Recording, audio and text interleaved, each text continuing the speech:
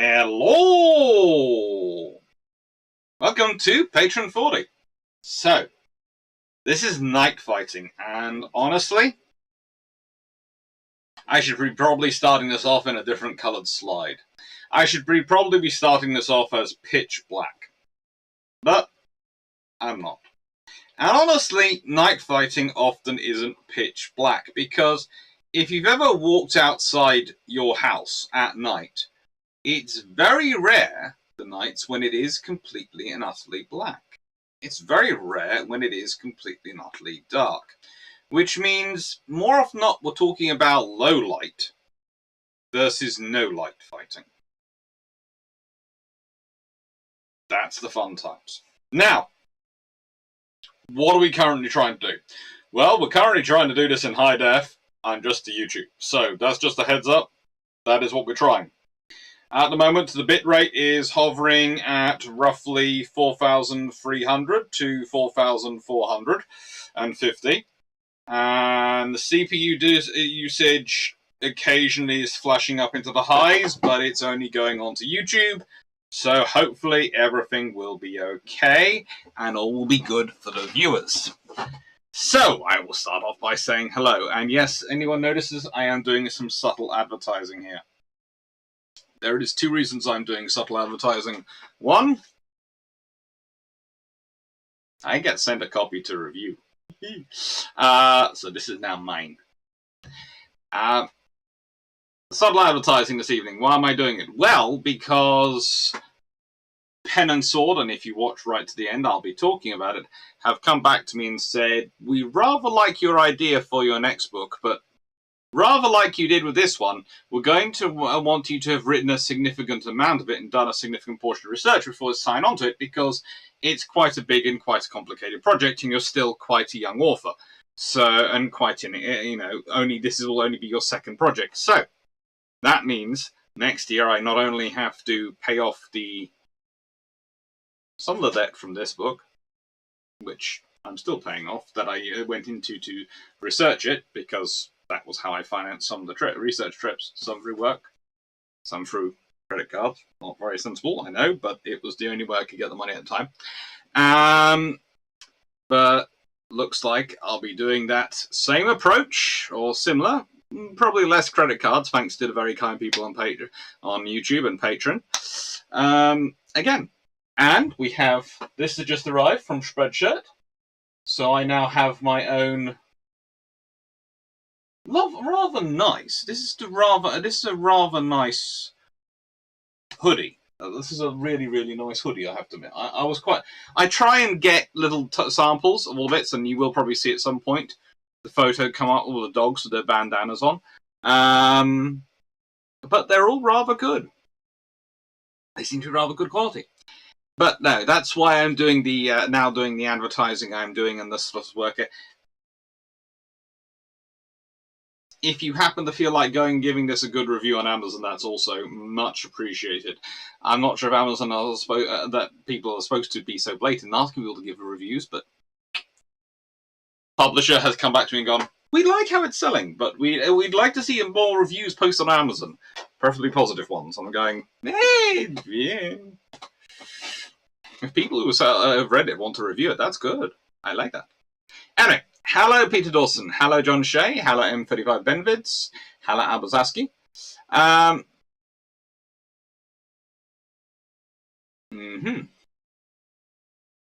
Hello Calvin Gasberg, hello Jonathan Burrow, hello Annette Rajul, hello! Hello Sean V, hello Jalen, hello 96831, hello Jonathan Burrow, hello Frank Sposada, hello George Newman, hello! Hello Ian Carr, hello!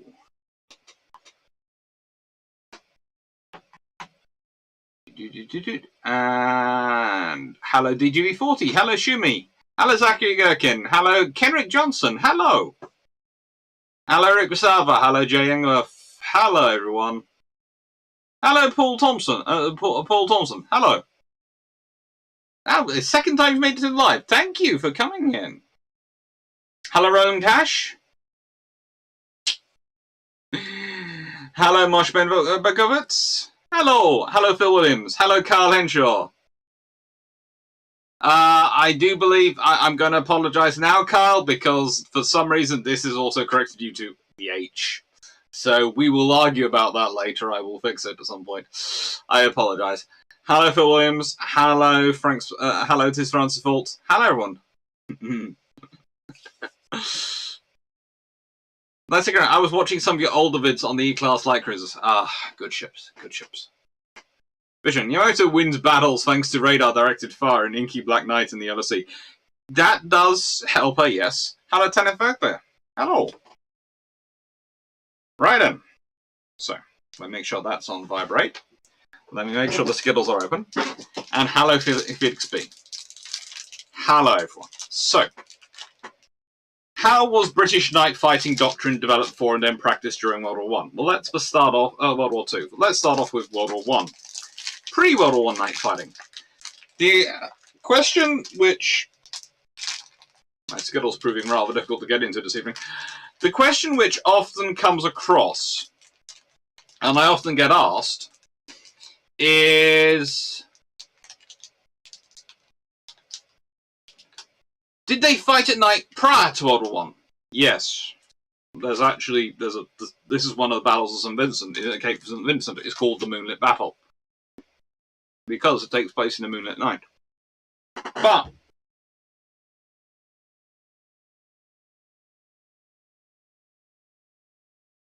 you have to think about it from an engagement range perspective. If you're fighting a battle at night, pre-World War I, then you have no help at all. Even World War I, the low light optics aren't great. In fact, let's be honest, they basically are not as good as not worth the metal that's holding them. But they're something.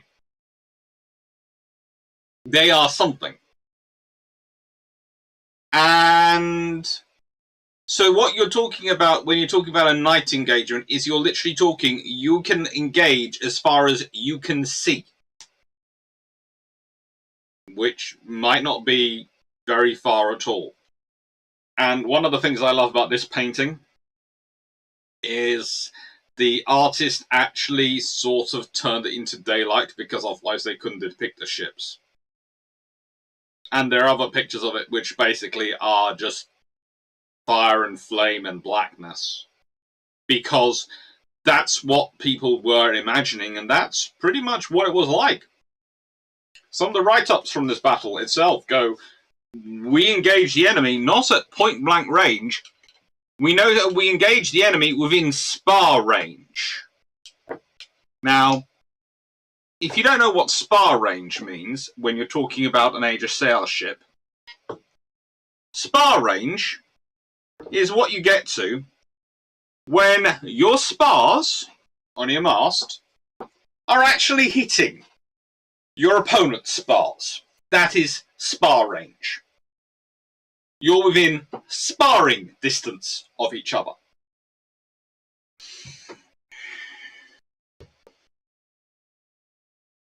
That you've heard never heard that nomenclature used in that way before, but it's very old. So that is what nighttime fighting is like. Now the thing is, once you get onto weapons, as powerful as you have in the early 20th century,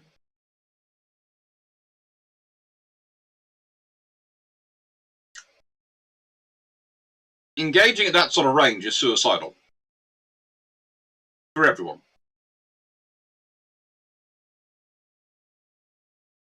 It honestly is, because yes, you might carry the far bigger guns, but at that range, it doesn't matter. There is no armor in the world which is going to resist what their guns are packing.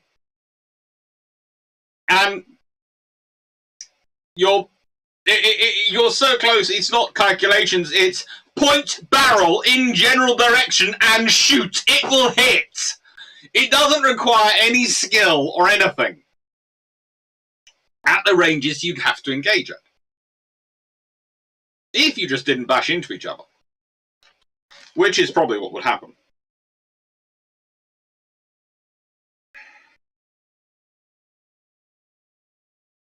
It's honestly what's most likely to happen. You are most likely to end up engaging each other at very, very close range. Now, I'm hoping the audio is loud enough for you all. I have been playing around testing that. But, Jay Vision, was not the Battle of Naval in the dark? Yes, the Battle of Naval was in the dark.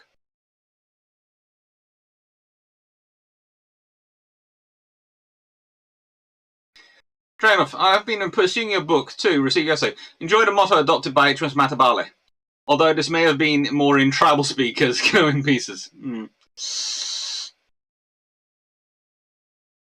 Vision. I don't know when my USNI copy will come. Last time I checked, it had a February release date.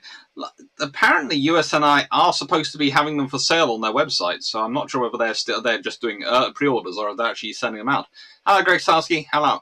Alzarski is clipping a bit. Okay. Let's have fun with it.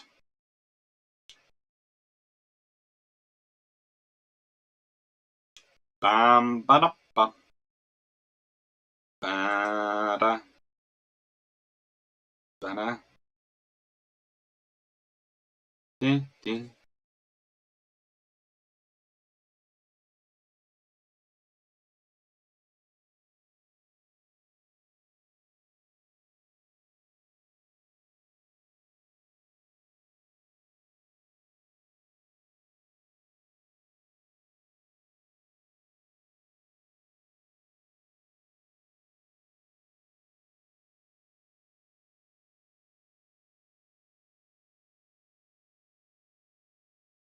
Down, down, da da da dee dee dee dee dee dee dee dee. Ba da bum bum ba da da dee dee dee.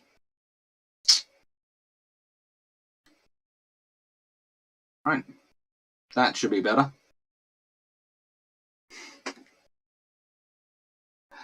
Now, look at Shannos World Nightmare and the Duke of York. We'll be talking about that later. The audio sounds like it's not coming through your good mic. That would be interesting. Let me have a conversation about that with a system.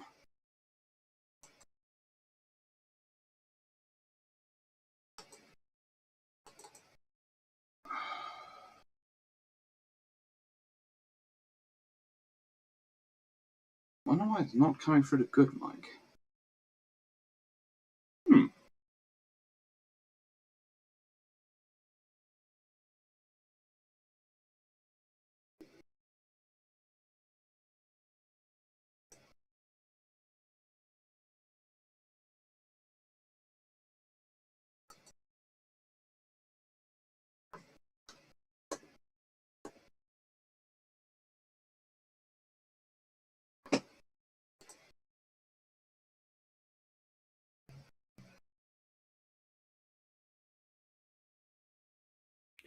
This is probably why you shouldn't check sound quality while you're broadcasting.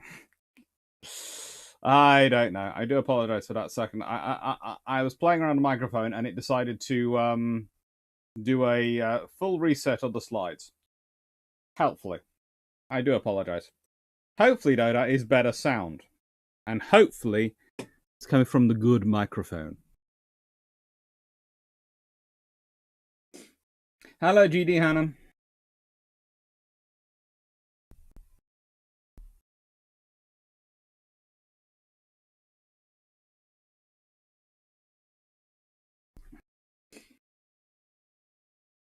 Magaban, hello. Sorry to hear you're a home allergy. And the Circle of Doom was because I went to check. I flicked on it to change the microphone, and it decided it had to reset everything. And what I found funny is that the default setting for XSplit is the Razer microphone, and and for some reason it had decided to change itself to what the computer calls the default microphone, which is a little microphone somewhere in the front of the keyboard. Ah, well. M35 Benons. Do sailing ships go fast enough for a luminescent wake? Not a massive one. They do have something, but it's not a massive one.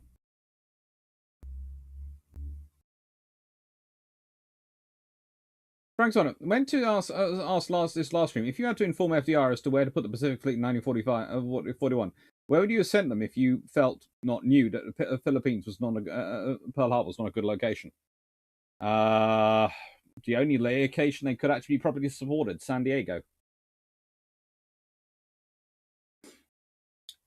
Vision, Battle of Coronel was following. Well, we're going to be getting into this World War I stuff very shortly. We're talking about the pre-World War I stuff at the moment.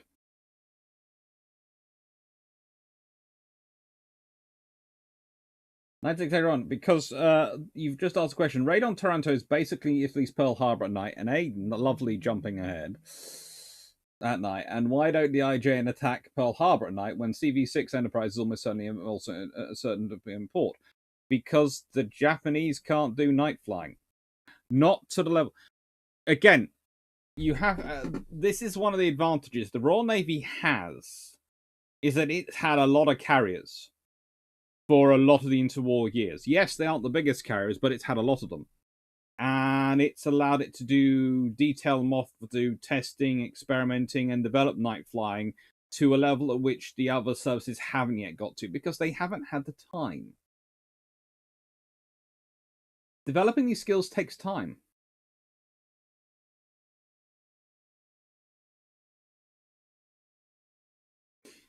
No, sure. Hello. And how would heat vision have helped night fighting at sea? Well, it's one of those things. Certain parts of the ship can get very hot, but as a rule, the bits which get hot, which you could pick up at long range and night fighting, tend to get hot when they're already chucking stuff at you. I.e., the things that get hottest on the outside of the ship are usually barrels. The gun barrels when they're firing. They heat up something chronic. In fact, it's not unknown for gun barrels to have actually managed to warp themselves because of the heat they build up to in firing.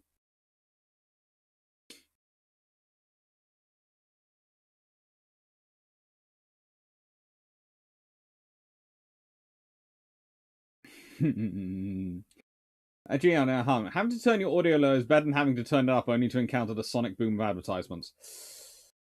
Oh, fun times. Wasn't the RN the only navy capable of reliable night flying constantly during World War II? I think isolated American carriers could, but not like the RN, to my understanding at least. Pretty much.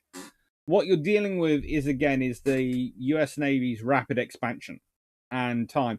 And as I've said myself, even later during the war, when the Royal Navy can do night flying, they often aren't doing night strikes because it loses pilots. It's a very high-risk proposition.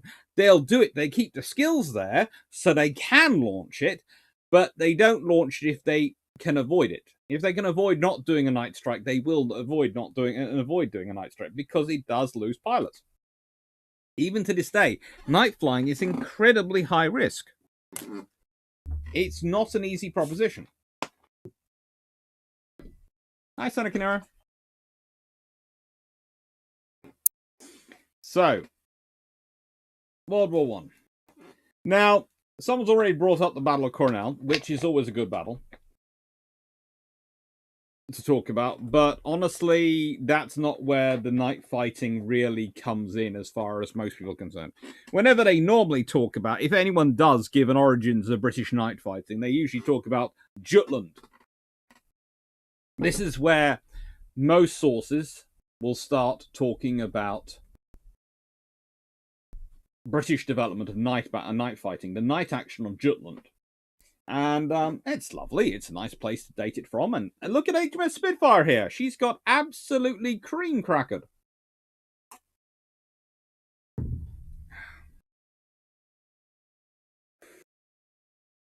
And she really does get cream crackered.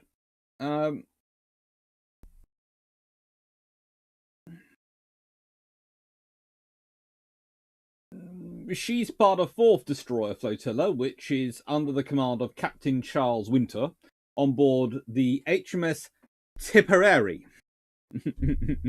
It's a long way to Tipperary. It's a long way. We know. I know. I couldn't resist it. It's the HMS Tipperary. Anyway, it's the most westerly group. They'd lost 2 destroyers already, and 5 of them were off accompanying the battle cruisers. So it was Tipperary and Broke, her fellow leader, and 10 K-class destroyers.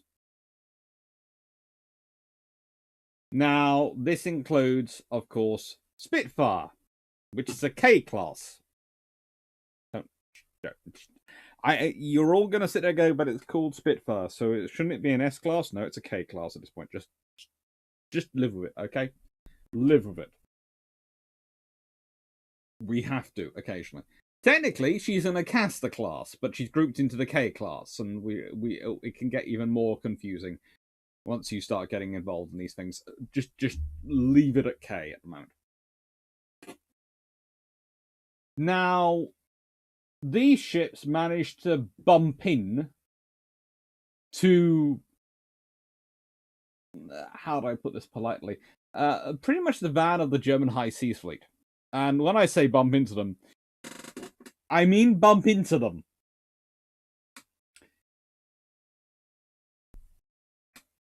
Tipperary is set on fire during the engagement and sinks at around 2 a.m. in the following morning. There's also a German light cruiser, Elbing, which is rammed by the SMS Posen, which also sinks about the same time. Spitfire, even after she'd fired all of her torpedoes, returns to assist the disabled Tipperary. She's spotted by the battleship Nassau, which attempts to ram her. So Spitfire takes evasive action, and instead the 2 ships manage to collide side to side. In fact, they technically do spar. In the traditional warship terminology of it, they spar. This sparring tears 60 feet of plate off Spitfire's port side and rips a hole in the side of the battleship, because while you're taking off the side of Spitfire, you also lose a huge amount of plate off the Nassau.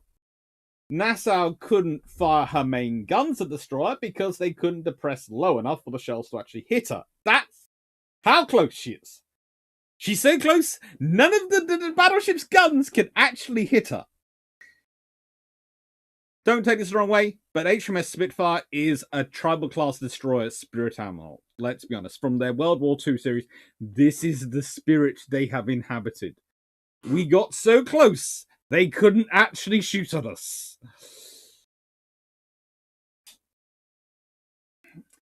The muzzle blast, though, from the guns, the shells didn't hit her, but the muzzle blast was sufficient enough to blow away the foremast on the tunnel. So that damage you can see on the top of her is done by muzzle blast alone, not by shells or enemy fire, just muzzle blast.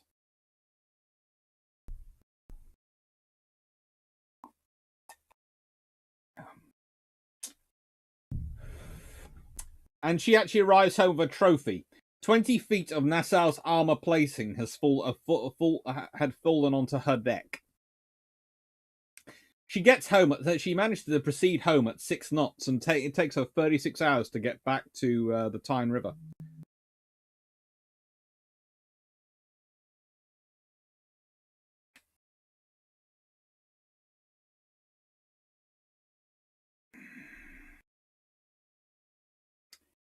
This is not the end of the action, though, because the rest of the destroyers form up around Broke, and they end up involved in another action with the Westfalen and other German battleships.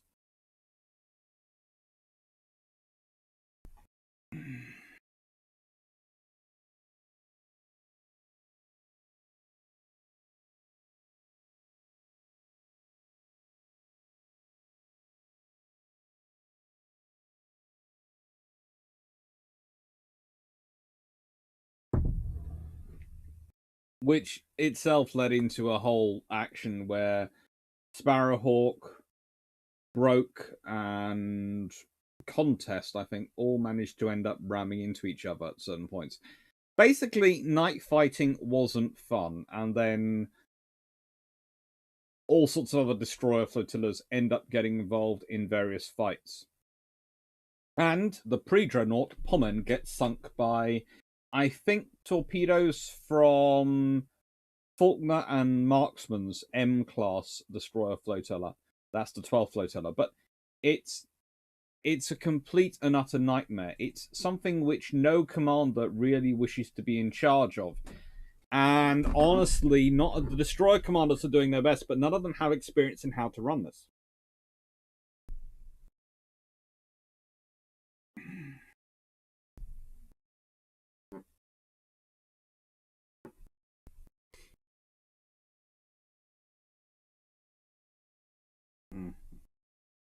Okay, got your book. Haven't looked at it. Gave it a Christmas packaging straight away. Ooh, well, that's fine.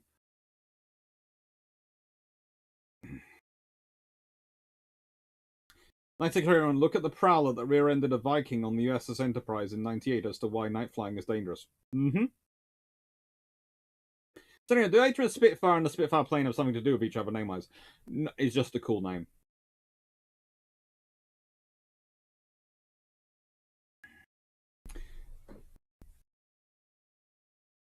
Calhoun, sure. Having my private pilot license, night flying is the trickiest flying done. Tend to land harder as your depth of perception is off big time. Leads to lots of hard landings. That it does.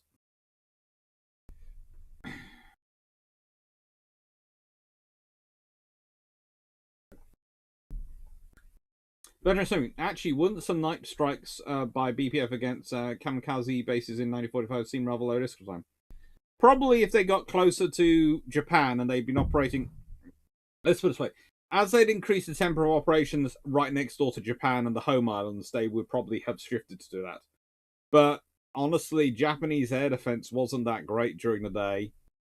And it's only a night. It's basically a case of, are you driving in and launching at night and then driving out, or are you going to just, how are you going to do it? It would be the option.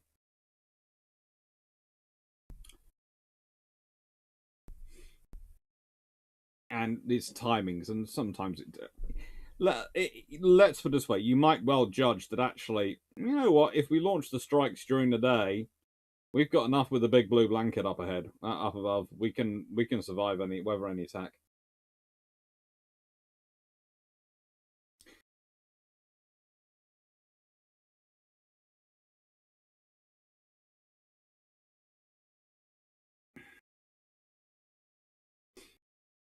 Vision, there was an HMS Tipperary. Yes, there was.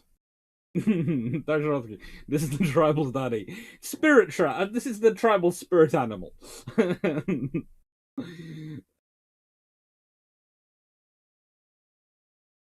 Gaswick, Herr Captain, they are too close for cannon. Drop something heavy on them. I think they possibly considered that.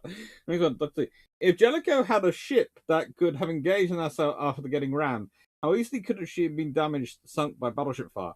Oh, it's just not good. If you'd had battleship, let's put it this way, there is an advantage for the British in that the battleships weren't there, because it could have turned into an absolute free-for-all and nightmare because of the engagement ranges.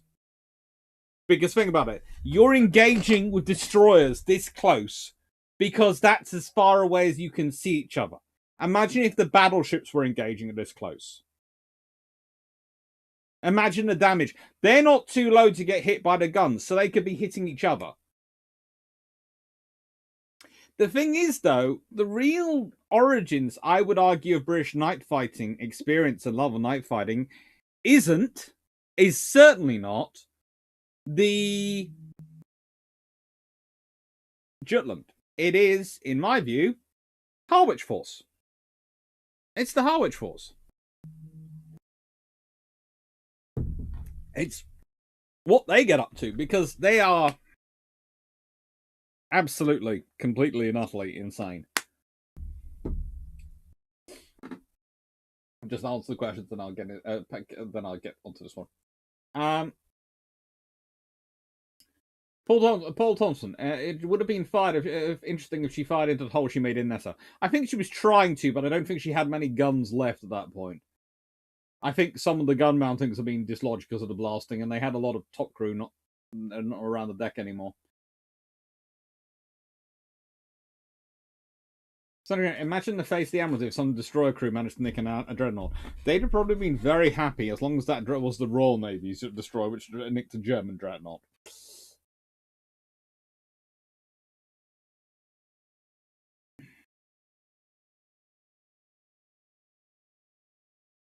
For Westwick, HMS Spitfire joins HMS Glowworm as an honorary tribal class destroyer. Mm-hmm.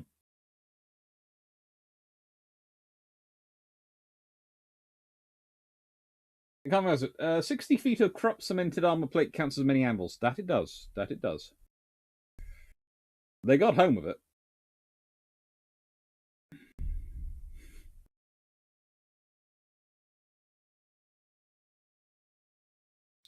Ken Rain, I read that the trick in Master and Commander where they decoy the enemy away at night using lanterns on a raft was based on an actual similar trick pulled off by Cochrane. I seem to remember reading that as well, but I'm not sure where.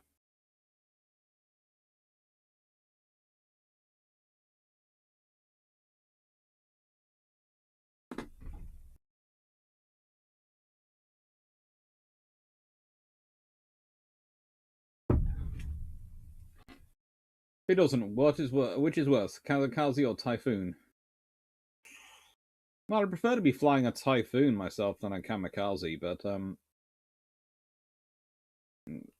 yeah, I wouldn't like a Typhoon being a Typhoon Kamikaze. But no, more seriously, probably you want to avoid the weather more than Kamikazes. Kamikazes you can shoot down. Weather doesn't tend to take much notice of bullets.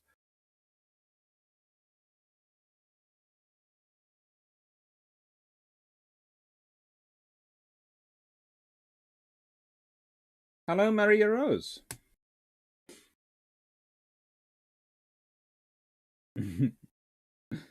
Second, I mean, Dr. Clarke, the Yaran destroyer crews at the time were probably crazy enough to seriously try to steal an enemy dreadnought. Well, yeah. This is why I've come to the Harwich Force. Okay. They're originally called the Harwich Striking Force. Their purpose is kind of interesting. Their theoretical priority was to sit... Basically, the Royal Navy put a minefield, a barrier across the channel. And then behind that were the various formations of the Channel Fleet, the pre-dreadnoughts, and usually HMS Dreadnought herself. And usually, that's the force which is sitting behind the minefield. So basically, it's a case of, we've got big guns, we've got Dreadnought, we've got a lot of mines. You're not wanting to really come this way, plus there's shore batteries. But they worried that wouldn't be enough.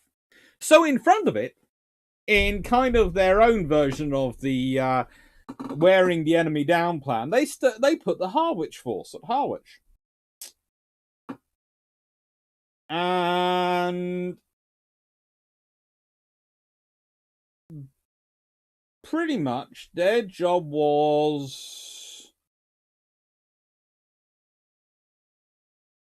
to back up everything going on. Because the Dover Patrol, the Channel Fleet, was what had the pre-dreadnoughts and HMS Dreadnought occasionally and all the other things. But the flotilla leaders, the light cruisers, the destroyers, and even some of the submarines were centered at Harwich under Reginald Twirt. And their job was to back up the Dover Patrol, but also act as a more defense in depth, to attack the enemy, to secure things, and make sure things don't go the enemy's way, and basically harass them. Wherever they go, they would harass them. Its force strength would adapt between 4 and 8 light cruisers, usually several flotilla leaders, and 30 to 40 destroyers, usually formed up there. For example, in 1917, it actually included 8 light cruisers, 2 flotilla leaders, and 45 destroyers. By the end of 1917, it was 9 light cruisers, 2 flotilla leaders, and 24 destroyers. So it could go up and down. There was also a submarine force base there, which was tended to be sometimes part of it, sometimes wasn't. And the Surface Force is under Reginald Turret. The Submarine Force is under Roger Keyes.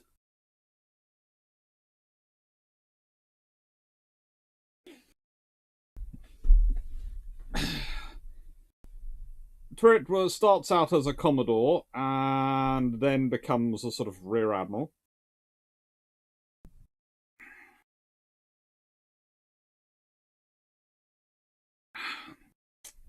And there's an interesting sort of duality going on at various other points, because there tends to be a Rear Admiral in charge of the base at Harwich Dockyard who's not the Rear Admiral in charge of the Harwich Force. So Turret is Rear Admiral in charge of the Harwich, a Commodore, then Rear Admiral in charge of the Harwich Force from April 1914 to May 1919.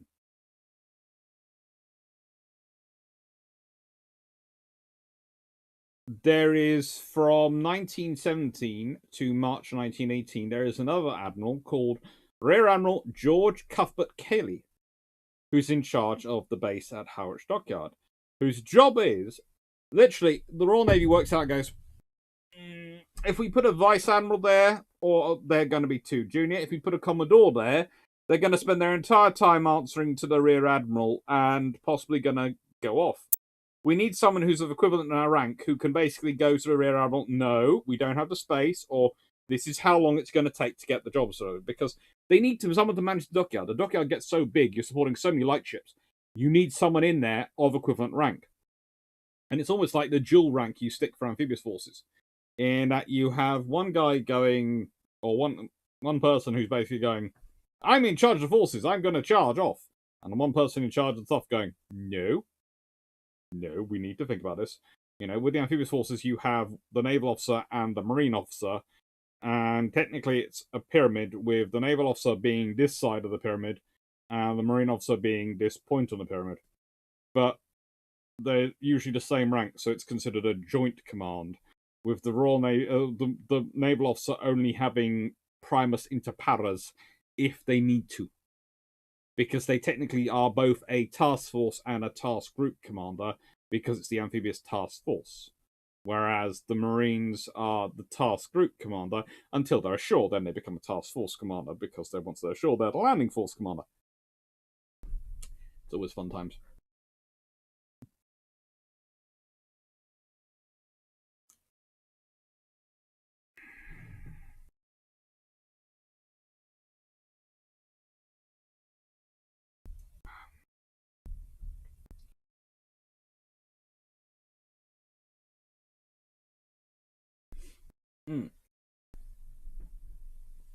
JFK was a lack of instrument rating. My check ride pilot thought it was a case of trust your instruments. Brought it up as like, potentially. That's right. The armor plate belongs in a museum. Probably someone said that. Incan. RNIGN seemed the forces most prepared to do the night fighting Model 2. Was this training a consequence of their early alliance? I think it's a consequence of their early alliance, but I also think it's a consequence of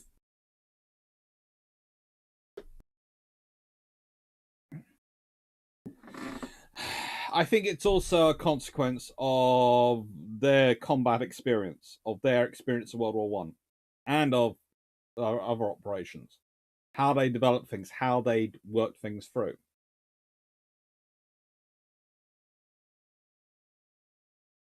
John Barrett, before radar, how did the RN do night fighting? With spotters like the IGN or prefer not to do it at all?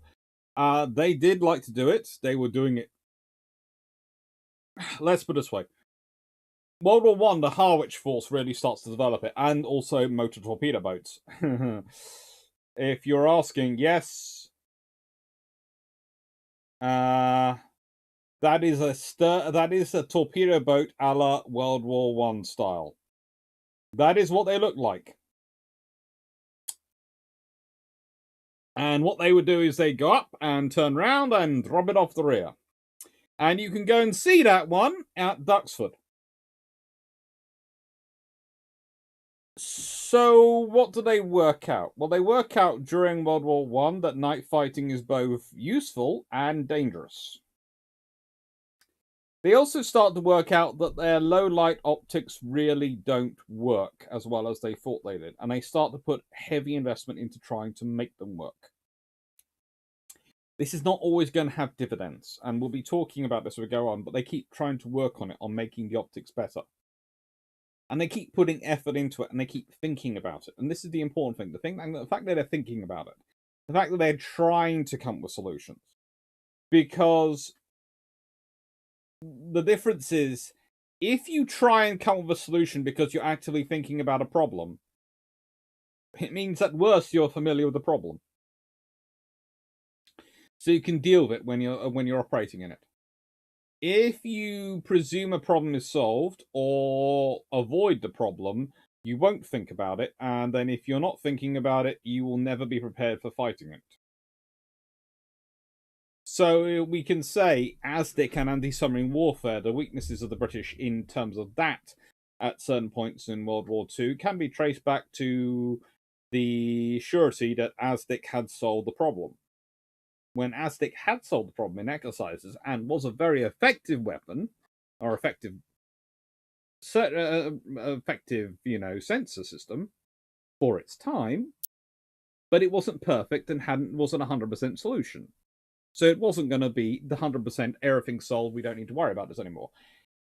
Night fighting is kind of the same way, in that even when you have radar come in, that training and experience of dealing with the problems from a visual perspective helps you you better refine the night fighting technique with the radar. It's the interesting thing about this is if you took, well, the classic example I would give is Lee's decision not to fight the night battle when he chooses not to, because he's worried about the training of his ships and etc. and their ability to do night fighting, and doesn't see it as an advantage.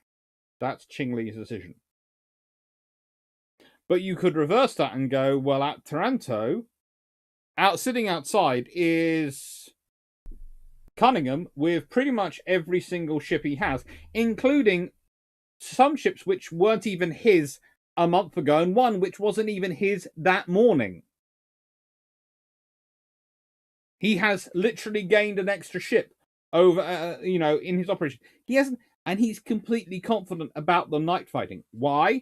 Because by that point, the Royal Navy has been practicing and thinking about night fighting for 20-odd years. He's not worried about it because he knows they've all thought about it.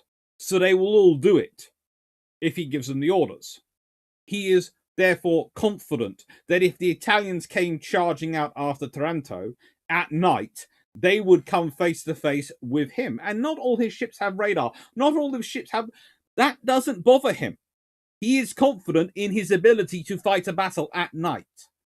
At Matapan, he is confident in his ability to fight a battle at night. Again, with ships which have been doing all sorts of operations. He doesn't ever worry about that. At no point in World War II do you ever get an admiral who's worried, a British admiral, who's worried about the training of his ships to fight at night. You get some who go, I'm not sure, but that's usually based on things like, well, why did they not engage Bismarck at night?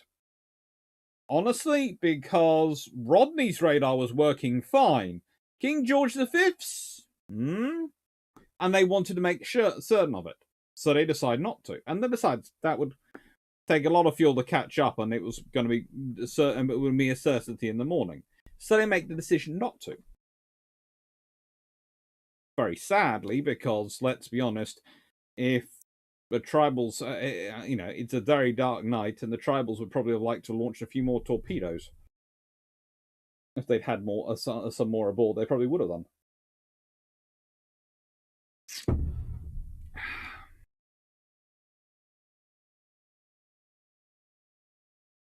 Very soon, and now regretting not picking up the Destroyer Action in World War I book I once ran into it close at home. Yeah, it's an interesting book, if it's the one I think it is.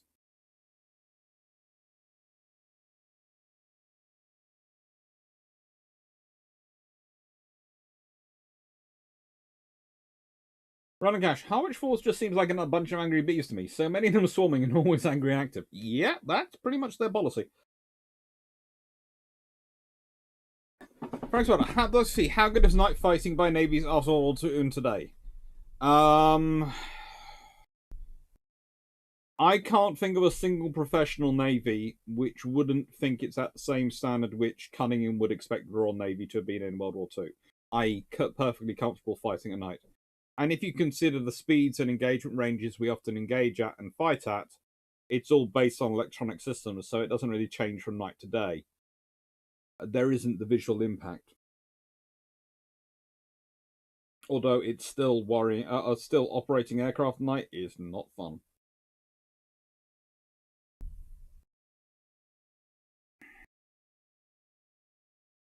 Schumacher, before you said, I'm going to guess their purpose was originally to steal the French dreadnoughts if it came to that, but then they realised they suck, so they abandoned that. No, at no point were the British planning on nicking the French pre-dreadnoughts. I think at any point they decided if the French dreadnoughts and French fleets all off in the Mediterranean, and they're leaving them there. And they're very happy when the Italians join the war, because that means you actually have a decent navy to fight the Austro-Hungarians with. Incal, did admiral seniority not apply to resident? Well, theoretically it does, but it's like this. At any university, have you ever seen a senior lecturer try and pull rank on a senior librarian? No. Theoretically, they could have they could claim to have rank, but you don't upset the person who's in charge of supplying your books. And you don't pull rank on the person who's in charge of making sure your ships are maintained. And all your stores are ordered and sorted out. And looked after. That's not just the speedboat with a torpedo. I expected this from the Americans, not the British. This is World War I. Very, very small things in World War I.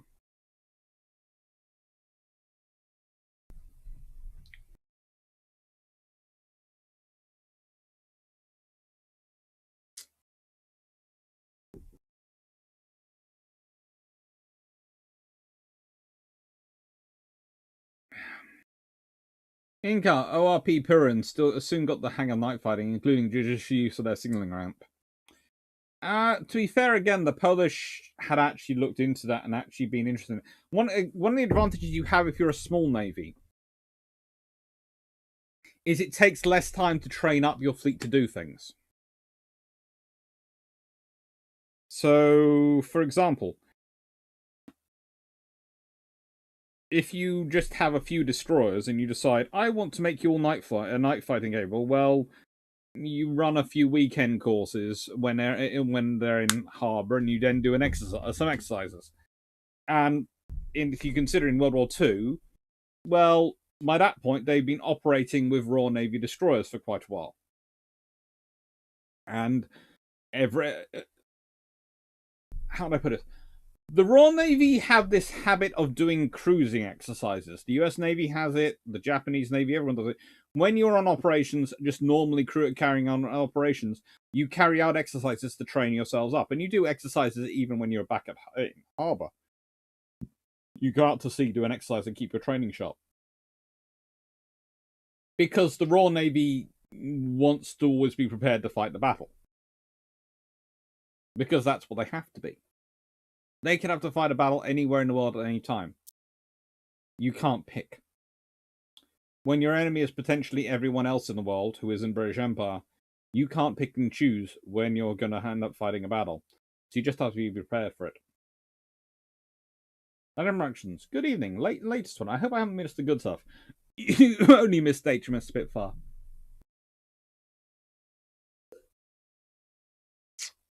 So these are the admirals who really kick off British night fighting.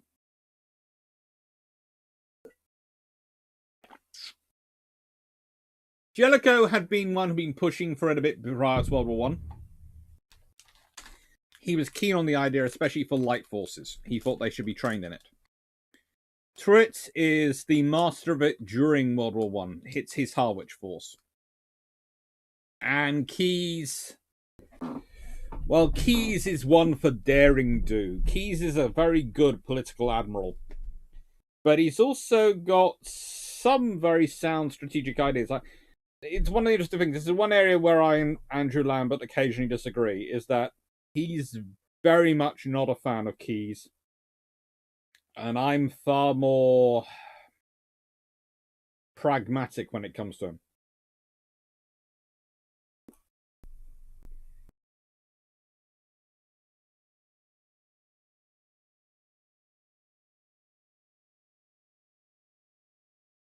I agree. In the, in the time period we're talking about, he's probably the closest the British the Royal Navy has to Douglas MacArthur in terms of shameless self-advertising. But leaving that to one side, he is also fundamentally very, very good at his job. And his job is usually selling the capabilities of the Royal Navy in political terms. And he understands night fighting and night training is a very good thing to sell. One, it's very high up on the scale of proficiency requirements, which shows the quality of your naval service that you can operate at night when other navies are going, no, no, no, we can't. Especially when the US are going, we can't. And it also allows you to be very impressive to your politicians when they come to see exercises, when you invite them to exercises. Now, you can sit there and go, why? What are you talking about? Well, for the same reason the German military, from the Imperial times to the Third Reich to current days, seem to be obsessed with having their soldiers and soldiery, especially the veteran ones, march with torches in the dark, because the flaming torches in the dark, because then they look powerful. Operating at night on an exercise looks really cool. And it seems, even if you're well trained, you're looking around, if you're a politician, etc., this is amazing. We can do all this at night when other people can't see us coming. Yes. The dark, imagine it, the darkened ship, everyone's in their various form of thermals because it's cold in the North Sea, and you're at high speed. You've got the phosphorescent wake all behind you as the destroyers rev up to full power. You've got that throb of the engines of the turbines coming through the hull, literally vibrating around you as it's gearing up to full speed. And then, suddenly up ahead, you see a target. It'll be a little sort of light on a barge, illuminated. Spotted. They sort of start executing S maneuvers, and they're weaving and waving and weaving and waving, and then finally, as a group, the flotilla en masse turn to present their sides, and all the torpedoes ripple off. Now they're doing evading as they're going away, and you're just watching, and then a few minutes later, boom! The night sky is ripped apart by humongous explosions. It looks amazing. You want to turn a politician from an ardent pacifist into an ardent supporter of buying every piece of military hardware they can get their hands on. You take them for one of those rides. It works in the 1920s.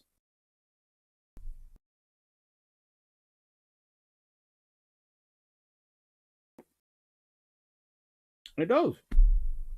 It'd probably work today as well if they tried it.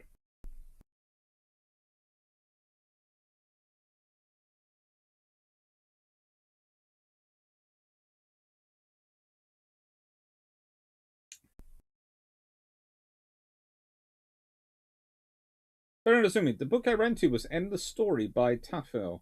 I think I might have that somewhere. Hello.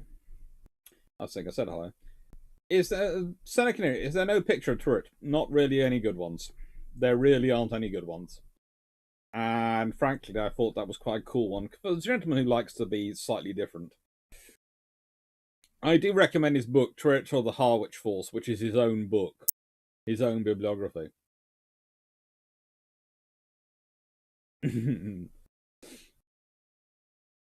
Joe, small navy and night fighting, and now I wonder about German capabilities in this.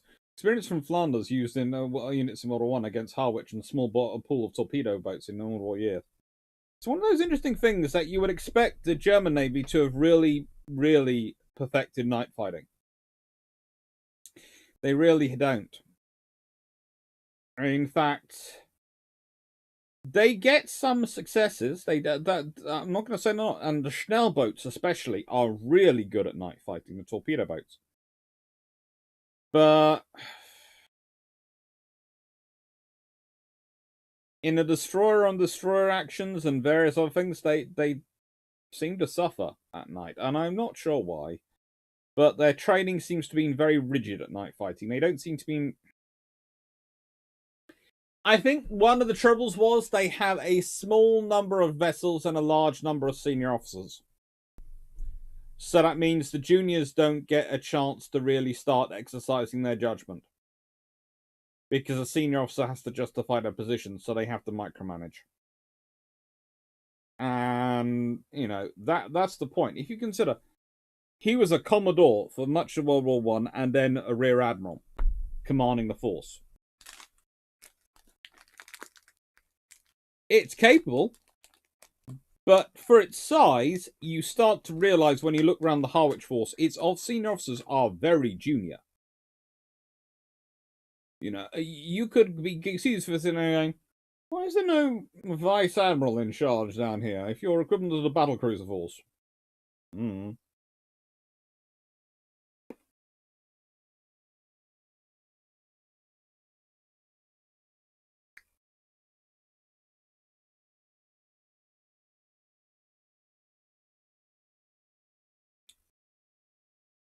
And that is the other difference. When you start to look at the officers, one of the things the Royal Navy is quite lucky at is it manages to keep its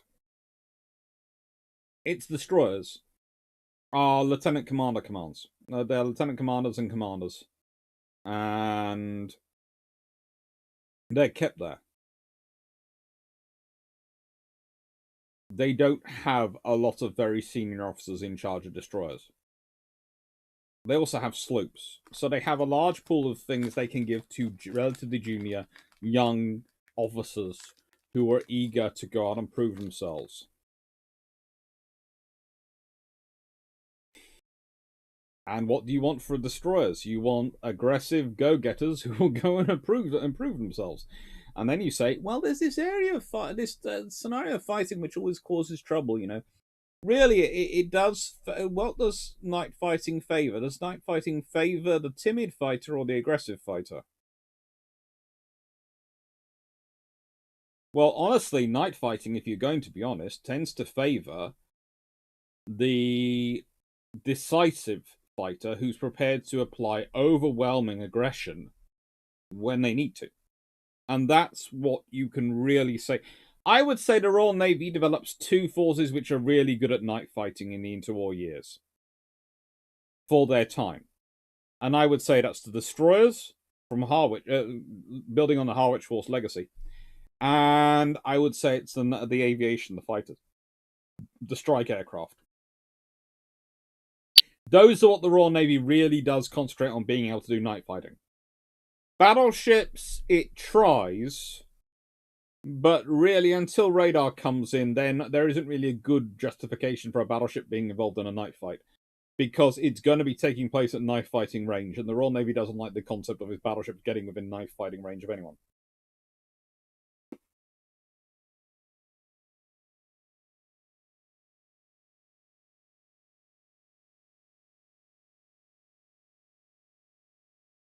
Meanwhile, turrets not called back in Model 2. So briefly in Home Guard, how do you fall down in favour? He wasn't as good at the politics as Keyes was. He wasn't as good at the politics as Keyes was. Colin Cameron. It's also true that you never pull rank or discipline, you're a Kruger. Never annoy supply, a statement true in every job I've had. Yep.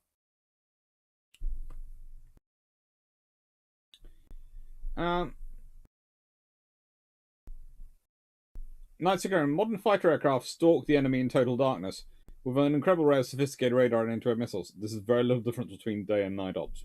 True.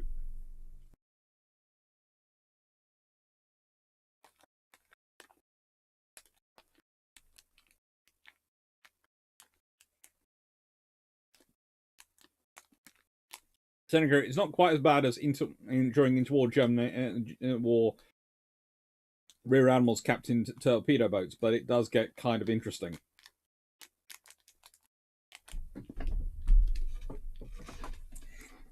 Darius Radsky, I might well agree with that statement, but I'm not sure I want to my cousins to see it.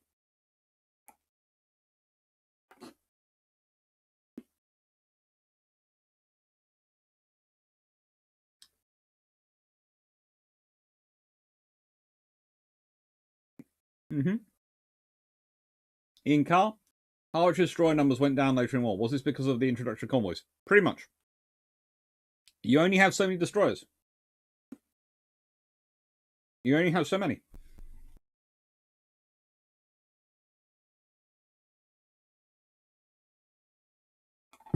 You only have so many ships available. That's the thing. And they have to be somewhere.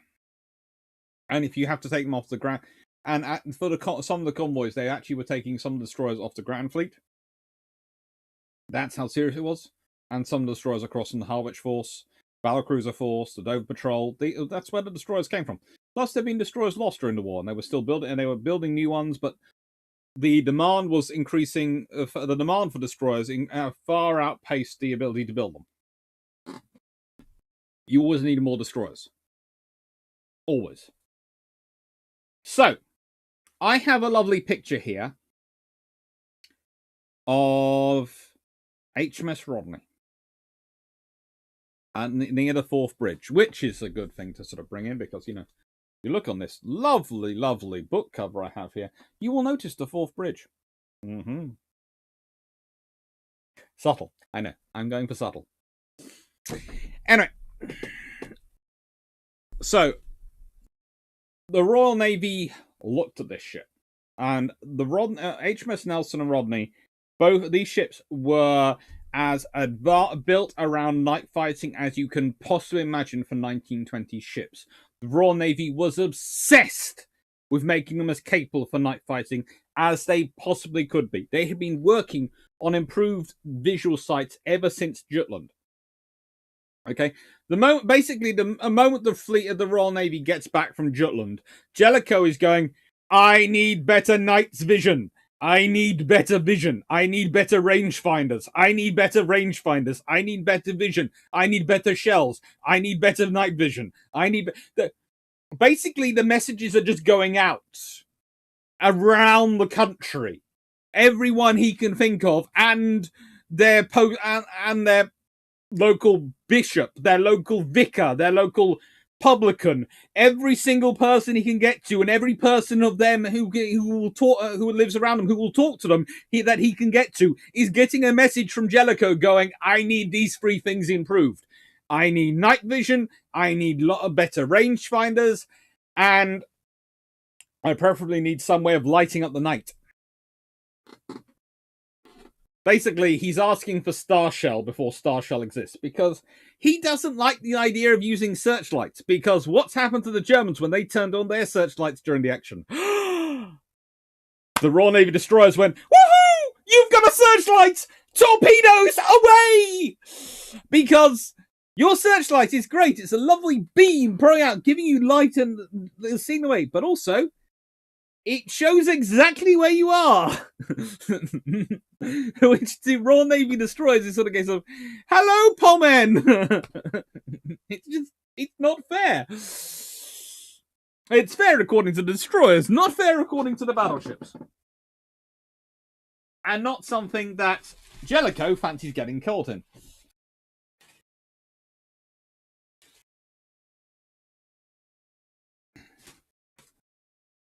Dizzy, yes, HMS Rodney is best. Still trying to get hold of your book here in Canada. I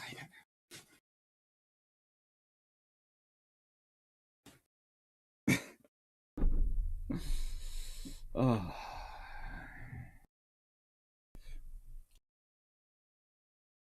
Ian Carr, optics acquired from the Imperial German Navy post-World War I. Well, that's the interesting thing. Because of the basically aggressive telegram writing campaign of Jellicoe and the various consensus amongst the Royal Navy, you might not hear about it a lot, but I would argue by one of the things they did get when they were looking at Bayern post-World War II is post-World War I was they looked at it and went, our optics are better than that. We can learn some lessons, but our optics are better than that. Because they were by that point. It's one of those...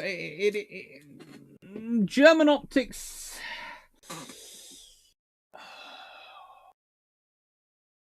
Well, the thing is... They're good.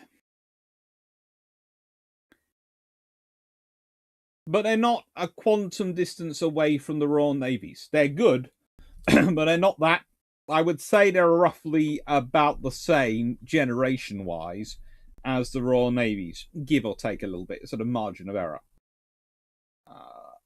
But I would say by the end of World War II, the optics the Royal Navy's fitting to Hood and probably Renown or Repulse are better.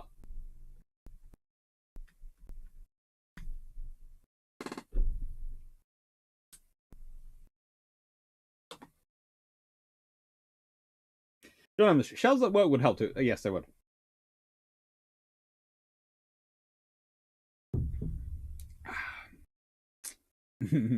Avdusky, I need BT gone. Jellicoe.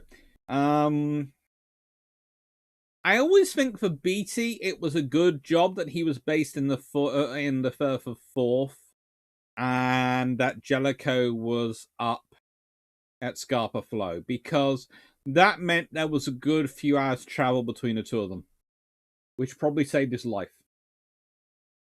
Ian Carr, German binoculars always seem well regarded. German binoculars always are well regarded and are always good.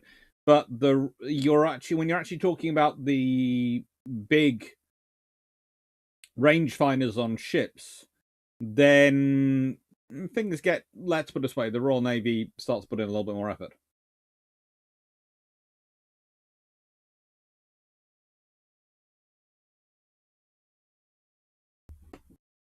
That's totally. I have mixed feeling on this. On one side, I like German ships being turned into affordable housing for fish, and the other hand, I'm from Pommern, German for Pomeruz in Polish. I'm sorry. This is the thing. Germans actually do have a very good reputation for technology, and some of their technology is very, very fine. But again, the British would, when they were studying them for a post-World War, and you have to look at this, the British would look at it and go, yes, that might be slightly better, but is its difficulty in maintenance justifiable for us for its cost? Because the thing is, the Germans were building the very best they could build, but it only has to be maintained here. And if you look at the difficulty of maintaining the Goeben, which was by no means their most advanced battlecruiser, in Ottoman Turkey, that's quite difficult to keep going. And obviously, some of the issues that has later on in the war are down to maintenance and things being difficult to keep going a long way away from the infrastructure hub. So when you're the Royal Navy looking at it, you go, well, this system would offer us a 5% advantage over our current system, which is a not insignificant advantage. Okay. But it will quintuple maintenance and infrastructure needs. That's not happening. Or it will increase maintenance and infrastructure needs by 10-15%. Not happening. And it's... People go, well, hang on, no, it didn't increase it that much for the Germans. Yes, but the Germans are only supporting in their home bases in Germany. The British will be supporting it at bases around the world. That's the difference. That's the difference when you're thinking about the psychology of operations. This is another thing I look at when people are talking to me about modern ships. And before I get into this, I will talk about that quickly. So the amount of times, and we've of course seen, anyone possibly has seen the recent publication by the Defence Select Committee on the Royal Navy, and basically saying we need more ships. Well, I love that. They also said, we like the ideas of modularity the US Navy's putting in. I went, have you actually seen the LCS program, or are you just talking out of your behinds? And also, why aren't you mentioning the Danish written modularity program? If you want good modularity program, there is a working example program sitting literally just the other side of the North Sea from you, not the one the other side of the pond, which is an exercise in how not to run industrial relations. But leaving that to one side, they always sort of go and say, oh, we like the small light ships, which this navy and that navy is producing. And it's kind of like when you're getting to the arguments of strategic culture and you're going, well, this strategy works really well for Germany, so we should apply it to Britain. Well, Britain and Germany have different geostrategic situations and different industrial bases, different cultures, different. It's not going to be the same. So you're saying I want to apply. I want to take that coat from that person and stick it over them. And if they're a completely different body shape, it's just not going to look the same, and it's not going to work the same. So it's the same with when they go, oh, we should be looking at these small ships, and you go, right, so let's take this small ship and turn it into what the Royal Navy would use. Okay, well, they need a ship which can operate in the South Atlantic. So it's going to get a bit bigger. Because, frankly, none of us like taking small tubs down to the South Atlantic because the waves get massive. Okay. And it's possibly going to have to operate quite a long time at sea. So it's going to have to take more food. And it's you start to go, and we want it to have spare parts on the board it so it can actually go around the world and maintain itself. We don't want to have to keep flying parts out to it and making port visits because, well, we may or may not be in a place where we can make a port visit and trust them to actually fly the parts out. Okay. And once you start building in the levels of redundancy, war fighting, all these things, you end up with a very different ship.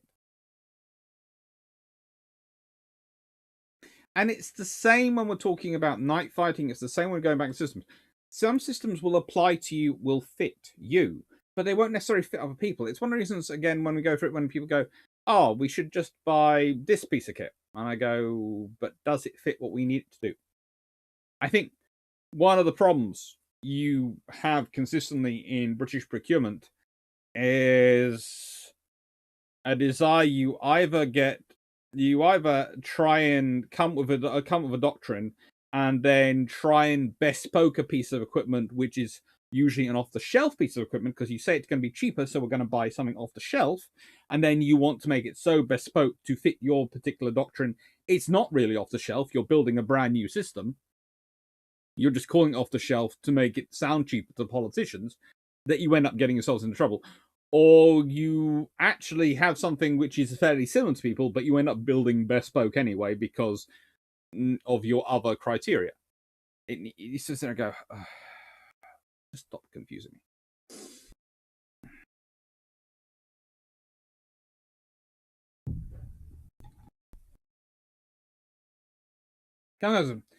Zeiss manufactured optics are very high in manufacturing quality, maybe not in design principle.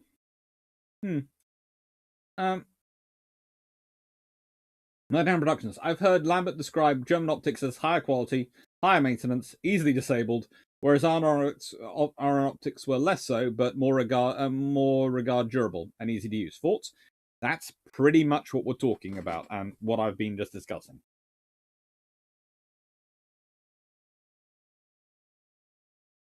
I still have a pair of Kriegsmarine late war Zeiss binoculars. I never found a better set of optics. I've looked. Grandad bought them while in Austin, Hamburg in 1946. Cool.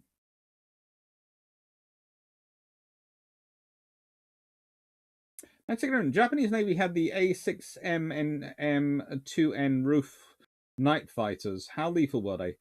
If they actually were given crews who actually knew how to fly rather than just had night at night, rather than just having any nearest pilot chucked into them, they could be quite lethal, but you need a lot of support to make a night fighter work.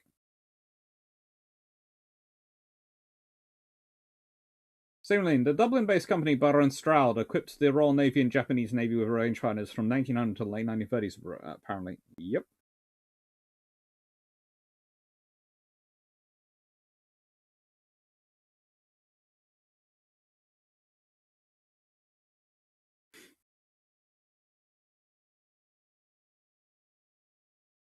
Jones, I think the UK government think you can cover a requirement of 6 ships with 6 ships without thought that any could be in refit or repair or lost.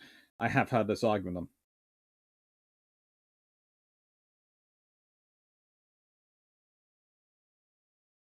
Shumack, the Bradley is bad because not the BMP comes to mind. Yeah, there are so many weird arguments on that one. Anyway, night fighting instructions. Now, what I have got for you here, and I will expand this out, is, if it works, oh, that's helpful. Go back to what I was at. Is you will notice that I have the actual document from the National Archives pictured for you to read, but I thought that would be a bit smaller. No matter how much times I worked out, didn't get that easy to read. So I decided to expand it, and this comes from the fighting instructions for the Royal Navy. And for your information, this comes from the 1920s. 206. If contact between capital ships has not been made during the day, or if the day action has been indecisive, the Admiral will decide whether or not to seek a night action between capital ships.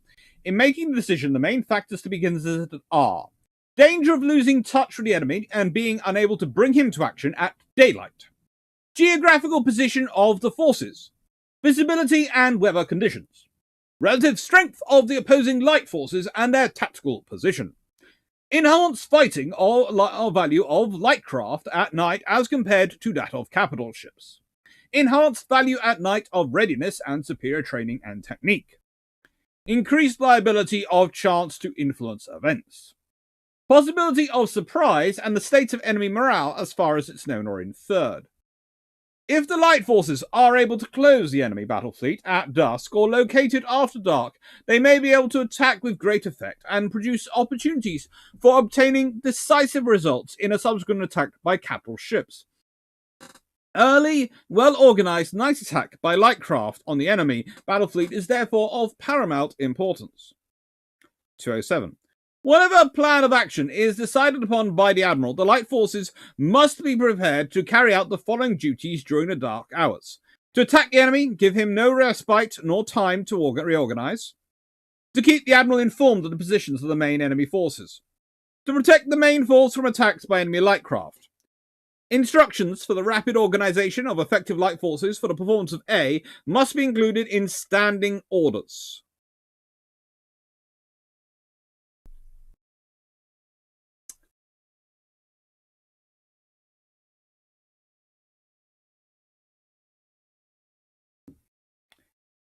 The thing is, if you put this in the fighting instructions of the fleet, if you make this your standing orders and your standing instructions, then your officers are going to start thinking, well, this is what we're going to be asked to do, so we need to start working out how we're going to carry this out.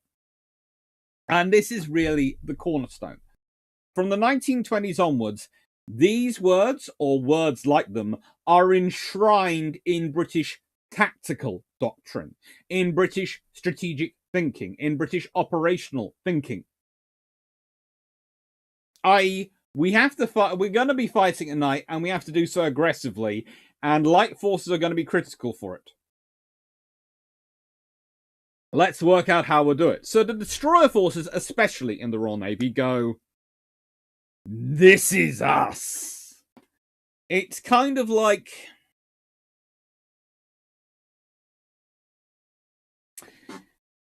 okay, so for those who don't realize it, and people, sometimes American viewers don't understand. American football is followed in the UK.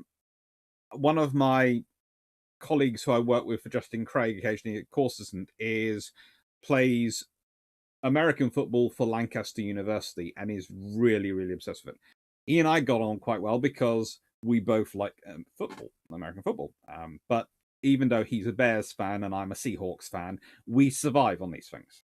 And when I say I'm a Seahawks fan, it's not just the team I picked out. I don't have to admit I don't follow every single game because of the timings, etc. But I do like to keep up with them. I have an ice hockey team as well. mainly because I played rugby and I played American football when I was younger. Okay? Now, in American football, unlike rugby, you do tend to have an offensive and a defensive team, but you also have a specials team. Quite often, you have a group who are for the various. Sometimes you use them for some trick shots and some sort of things, but also for field goals and those sort of things. They'll be the specialists for those sort of roles. And they really, really practice their roles. They are, for them, the rest of the game is almost, but the specials time, that's when it's their time to shine. They come on and they really go, yeah, this is us. This is our time. And I always used to love that, especially in, there was a comedy about American football years ago. I had the Mountain Goats in it, I think, with the team. Anyway, leaving that to one side. For the 1920s, the destroyer's role is basically summed up as you are the big torpedo attack, and you are defense against against enemy craft and aircraft, or enemy light craft and aircraft during the day. Okay. At night, you're the kill squad. Go for it. So that means it's sort of, they're like the special team. Suddenly, during the rest of the day, they're the backup supporting players. They might be doing a mass torpedo attack, which is very good, but, does anyone expect it to cause much damage? And they're protecting, escorting the really big players, the battleships, the cruisers. But at night, that's their time to shine. And this has a big impact on the destroyer flotillas. They really start practicing. We're not just talking about tribals, we're talking about every Royal Navy destroyer flotilla. Their officers start to think about night fighting, because night fighting is going to be when they can get their chance to shine. It's going to be when the officers, down to the individual ship commanders, are going to be pretty much, because of those operations, they are expecting to be broken up, unable to communicate, maybe operating in pairs, maybe operating in the full flotilla, but possibly down to individual units. And they don't think they'll be going to be communicating as much. So they need to be very familiar with each other. They need to understand the way each other operates. It causes a big effort for the Royal Navy in night fighting. And I can't say this 100% because I haven't been able to study the Japanese primary sources in the same way. And most of my knowledge of the American primary sources, a few bits I've managed to find online, but also, and sort of things I've managed to get sent to me, but also talking to people who are more familiar with the American primary sources, have given me the strong impression that whilst the Americans did practice, they didn't practice to the same level the Royal Navy destroyers did. The American destroyers practiced night fighting, but nowhere near to the same level the Royal Navy destroyers did. For the Royal Navy destroyers, if you were a flotilla commander and a week went by and you hadn't done a night exercise, you hadn't done a night practice, you were looked at very weirdly by your officers, and you'd better have a good explanation. Because it was something they not only wanted to do, they expected themselves to. Because again, thanks to this, it starts to become programmed into destroyers and the destroyer officers. Night fighting, that's when we get to ride. That's when we turn from the steady battle steed to a raging stallion sort of scenario.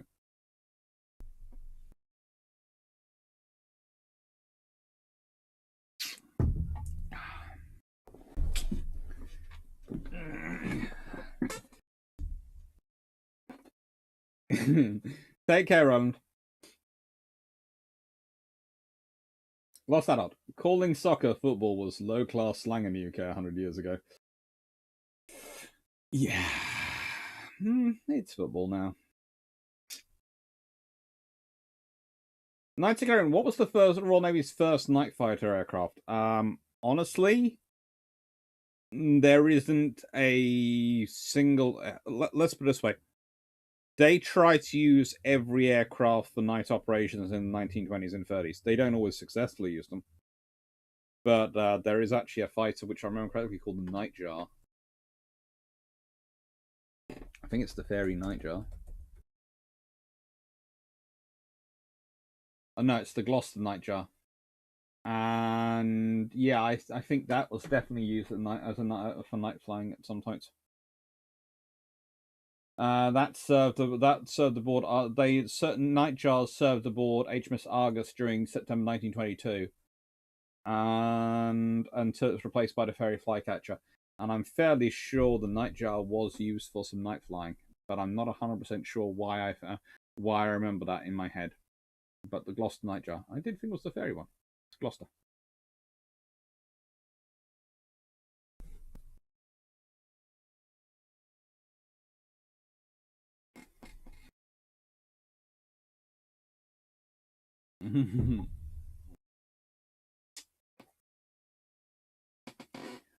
Pretty much Ian straddling. Again, pretty much. On Kang so the RN's destroyers were at times SSNs, always on the war footing. Again, very much so. There was no kind of peacetime, peace footing, a role for them. They were wartime. We are here to fight wars. We will be prepared to fight wars. Advert, how much of this would reaction to Jutland and how much realization this would be an advantage over those without the skills? To what degree does this help push radar? Well, I'll get into radar in a bit, and I've got quite a few sites coming up on radar, but I would say it's not a reaction so much to Jutland as a reaction to Jutland and the Harwich Force. It's kind of like the mantra of the Harwich Force, always be attacking, always be fighting, becomes the mantra of the Royal Navy's Destroyer Force. And the night fighting doctrine of the Harwich Force, the very much aggression, comes into the fore because people look at the Harwich Force and they look at them and go, what would have happened if the destroyers which had been caught had, and during the night of Jutland had been the Harwich Force? The destroyers at Jutland do good well. They do well, but imagine if it had been the Harwich Force that had been those destroyers. And the Germans are probably mentally thinking, please let it not be the Harwich Force. Please let it not be the Harwich Force, because if any destroyers would have done really serious damage, it would have been them.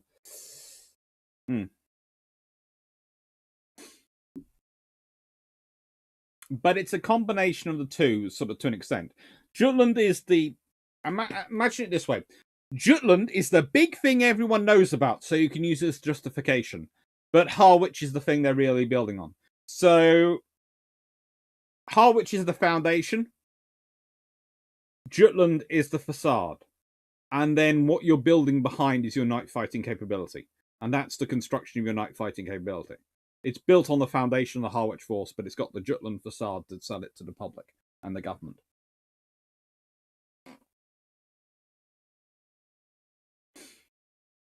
Fives 27 quintuple 5. A rather naval translation of the army fixation for a bench charge. If I'm interpreting what you're saying correctly, right? To an extent. Interesting. Had a US Air Force officer describe rugby to his fellow colonials as like American football without the body armor. As someone who's played both, they do have some similarities, but honestly, the big thing in rugby is you can't pass forward. And honestly, if you change that about, it changes the game in many, many ways compared to American football when you can't pass forward. And honestly, I have to say that's the one thing I really liked about American football. You could pass forward. That and the fact that I was basically allowed to be a tank.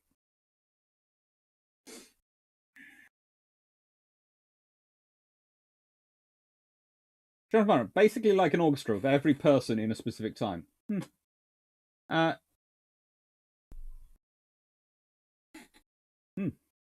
All good.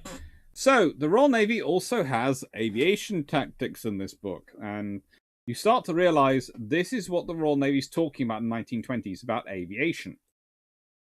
So, aircraft are divided into aeroplanes, kites, gliders, balloons, kite balloons, and airships. Balloons are divided into fixed and free. Airships are rigid, non-rigid, and semi-rigid. And there's also airplanes are divided into seaplanes, flying boat, flying float plane, land planes, ship planes, amphibians, boat amphibian, float amphibian. So this is one of the troubles you get for the Royal Navy in 1920s when you start saying, so how are you going to apply naval air power to the fleet operations? And they sort of look at you and go, what kind of naval air power? And let's consider the specifications, okay? So, seaplanes are designed to alight or take off from water. Land planes are designed to alight or take off from land, or of course an aircraft carrier. But they're not called. But those aren't called land planes. No. Their amphibians are designed to alight or take off from land or water or a ship's deck. The ship planes are land planes especially designed to take off from or land on a ship's deck. E. It is practicable for land planes to fly off from a ship's deck, provided their dimensions allow for handling on board. Their design, however, does not really readily permit of simple alterations being made to enable them to land on. So, for those of you who read those books, which go, the Royal Navy in World War II suddenly think about the idea of launching hurricanes to reinforce and recover hurricanes onto carriers, as a wartime emergency. This is from 1925. Okay? 1925. And it's in the Naval Doctrine book, so I'm presuming it's a well-constructed idea which they've been working on for a while by this point. So I would just like to point this out. If someone turns around to you and says that they come up with this operation as an emergency in the middle of war, then they probably have never bothered to do any research on what the navies were up to prior to war. There are some operations which truly are innovations which come about due to war circumstances. There are a lot which don't. Hello, Dan Freeman. Hello. Incar, how many of these specifications can a swordfish serve? Well, they can be a float amphibian, they can be a land plane, a ship plane, and possibly a float plane? Yeah, they can be a float plane as well. Hi, Dr. Phonius. Afab, were any Japanese seconded to the Harwich Force? I think the Japanese, I think, well, due to their relationship, I'm fairly sure the Japanese naval attaché liked to visit there because he was friends with both Turret and Keyes. And so he did go up there and visit there quite regularly. John Shea, are you sure destroyer crews wouldn't just charge in gun blazing and board the enemy ship and capture them? Only after they'd really, really damaged them, then they might capture them. Right, someone's just knocking on my door, so I'm presuming I have to go quickly check something. So I'll be back in a second. Hello, I'm coming. Ooh, ouch.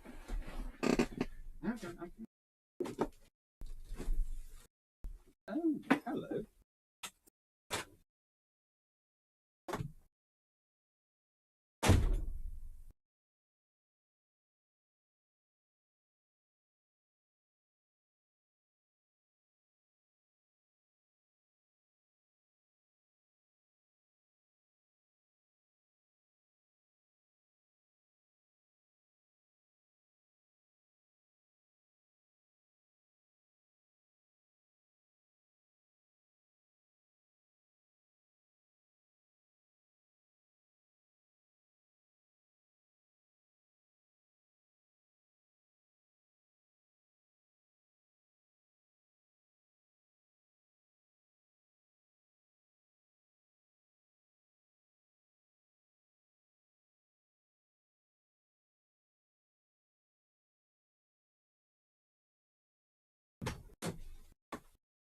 Bam, bam, bam, bam.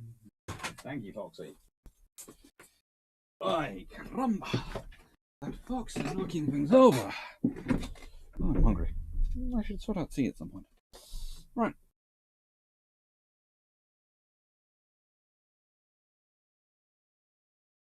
27 quintuple 5. It's less spontaneous idea, more spontaneous availability of funds, and you can just call me 5s. Okay, I will do that 5s. Thank you. And yeah, pretty much it's opportunity plus funds appear. So yeah, let's do it. Let's rock and roll and do it. Now, the Royal Navy starts off with aviation tactics quite quickly in terms of night fighting and night flying because, honestly, they don't like the idea of there being a period where they can't find the enemy. And aircraft are consistently linked in with the light forces. I can't think why with this period, but that's what they're linked into and linked in with. And it's actually light forces. Now, interesting enough, one of the first ideas they come up with for helping aircraft get back to the flight deck, and remember, this is the service which will end up developing the beacon system far earlier, and they developed the radio beacon literally because of their obsession with night operations, and it comes about in the 1930s. But, and I haven't got into the beacon because I'm doing so much on radar today. I will have to do a long patrol at some point on development of the beacon. But they actually develop the carriers, and if I go back to that one quickly, they develop the carriers, and as they're talking about develop their night operations, they start off with this idea of dropping. We discussed earlier the idea of lanterns on raft. They're dropping little sort of floats with little sort of lights in them that time themselves out and sink, basically, and they drop them behind, and so you would have this line of floats in the ocean, which if you saw from above would lead you directly to the carrier. Now, you're probably going to sit there and go, but that's absolutely stupid. But in the early 1920s and mid-1920s, who else has aircraft carriers? Only the Royal Navy. So who else is going to be flying around at night to actually spot things? And, okay, maybe a surface ship sees a line of dots in the ocean and follows it. But if it does, well, it's probably going to come across, before it gets anywhere near you, if things are going right, it's going to come across some destroyers who are going to go, hello! This is nighttime. Under night rules, we only have to tell the Admiral where you are, and it's presumed we get to engage you. So we don't have to wait for permission to engage you, we engage you. So you're ours! So you can also consider that line of lights would have served as a, how do I put this politely? A lure. Now, of course, once other nations start to get carriers, and land-based aircraft become more of a worry, and they start to think actually more people are flying at night than they are. Because this is the thing, the Royal Navy consistently in the 1920s and 1930s overestimate other people's abilities to fly at night. Because they are flying at night and are obsessed with it, so they overestimate other people's abilities and interest in doing it.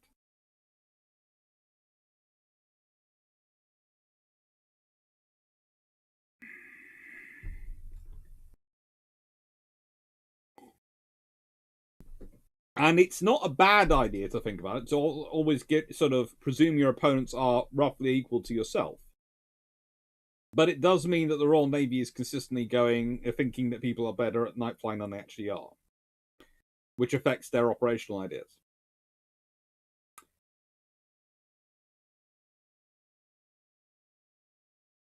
No, the float system was not named Hansel and Gretel. I think it was called Bevel. I think it was called the Pebble system, but I'm not 100% sure on why I'm saying that from memory. And Ian Carr, care to comment on the longitudinal wire system on the early RN carriers before SORs? Well, okay. So one of the funny things about RN carriers that we sometimes talk about is that instead of having latitudinal arrestor cables like they do on modern ships and like they developed, had in the late 1930s and into World War II and through World War II, etc., into the present day, to arrest aircraft as they're coming in, they had longitudinal ones. And the reason they had longitudinal ones is because aircraft often landed one wheel or the other first. And they might start to tip over and possibly tip over the side. So they actually had longitudinal wires, that's wires this way along the deck, to catch them and stop them falling over the side. So the first terrestrial cables were not there to slow you down. They were there to stop you falling off.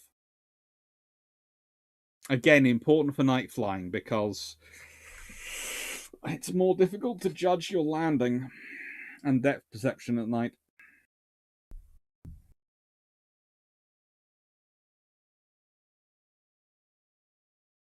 Shumi, why do I now see the RNDD as a lanternfish coming to the final one? Pretty much. You have to remember the Royal Navy at this point starts to develop really the idea of a destroyer tending to be what's called the aircraft guard to pick up the pilot, the carrier guard to pick up the pilot, pilots if aircraft go down, those sort of things. But they also have this idea that destroyers and cruisers can be used to do things like, well, wait in the darkness at the back of the stream of lights and just watch for people coming up and go, hello. Welcome.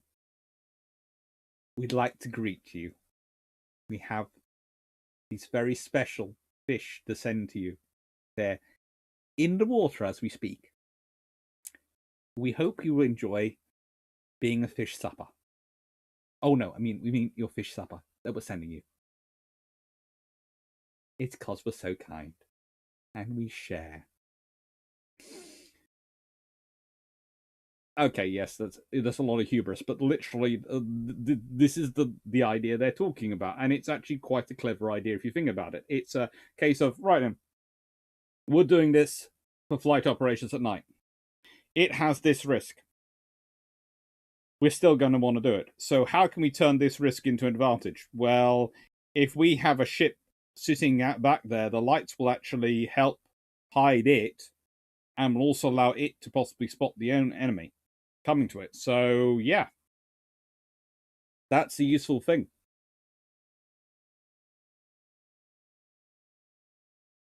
I know they tried to use rotating kites, but did the RN try to use autogyros from carriers or small ships?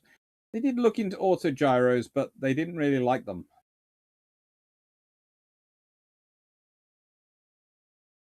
Okay, John Evans. Government Gasberg, you might want to mention hydrophones. That's, of course, the other systems, but they develop ASDIC especially. They start to use hydrophones, ASDIC, and various other systems to, well, ASDIC is hydrophones. They start to use that, and they can use that to listen out in the dark as well.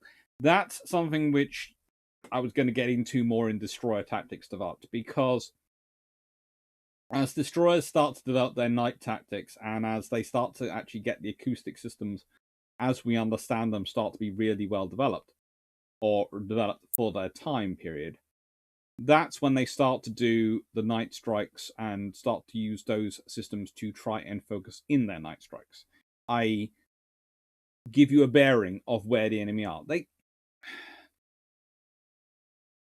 You have to remember the development technology as it goes. They can't necessarily give you a distance, but they can give you a direction of where they think the bearing is. And that bearing can be a margin. It can be quite, or it can be a very narrow bearing as time gets on. And this can help. It's nowhere near as accurate as radar is, but it's very useful. It starts to allow polished attacks like you get in this one, where you get destroyers going, so, how much do you want to play? And remember, we are talking about exercises where, in the 1920s and 30s, where Cunningham loses ships when he's rear admiral destroyers and he's in the Mediterranean fleet, but has also had ships damaged under him when he in the 1920s when he's junior to that. Vian loses destroyers. And when I say loses destroyers, I mean busts them up. And instead of getting their careers canned, they get promoted. They get continued on. Because the point is, they are supposed to be exercising hard. That is, the Royal Navy wants them to train for war. They want them to take risks. And they reward them for it. because that's what they want. They need destroyer crews which are going to take risks. This is their big ace. You have to remember the Royal Navy views very much one of the legacies of the Napoleonic period, the Napoleonic Wars, for the Royal Navy, is this idea that training can allow you to overcome things. That good quality training, that training how you fight and fighting how you train allows you to get the best results more often than not, or the best results you can more often than not, is something which is heavily built into the RN operating and psyche and philosophy. And it's no more seen than in the 1920s and 30s, where destroyer commanders can lose their ship if they're not considered aggressive enough. But if you damage your ship through being aggressive, i.e. you bash into another ship in an exercise, or you bash into the harbour wall, racing in competition with your admiral, your commander-in-chief, so you can beat them into the harbour, you're not going to lose. They're not going to get rid of you. You're exactly the kind of officer they want there. Calculated aggression. Calculated risk-taking. Risk versus reward. And you're going to learn. And yes, bashing your ship into a harbour wall is not the smartest thing to do in the world, and they would prefer you not to do it again. But you're going to learn from that lesson.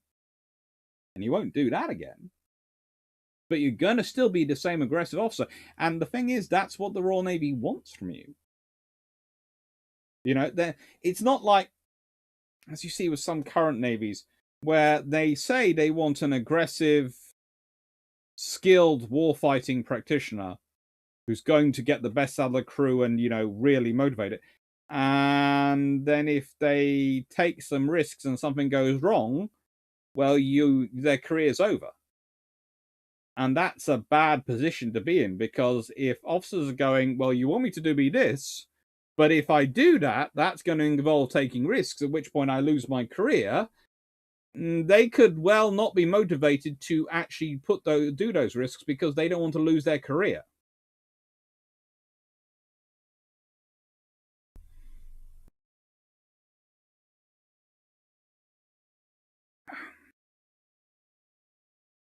In fact, did the RN ever do much of a Lorenz beam approach to carriers, or was the stabilizers on a rolling pitching at ship too hard?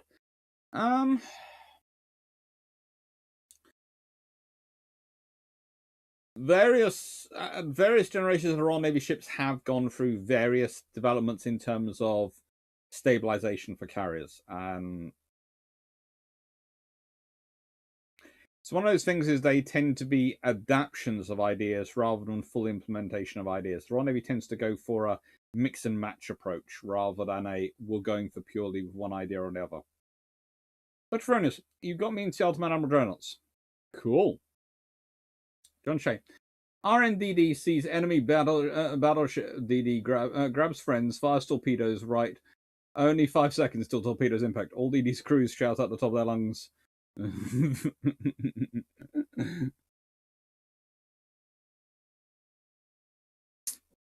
Lungs, food, and then fire guns right on torpedo impact on battleship. Potentially.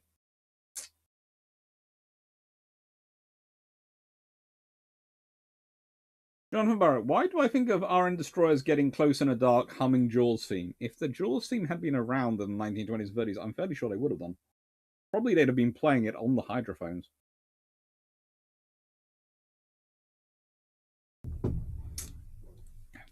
At least they didn't lose destroyers like the Americans did off the coast of California. They lost a fair number of destroyers.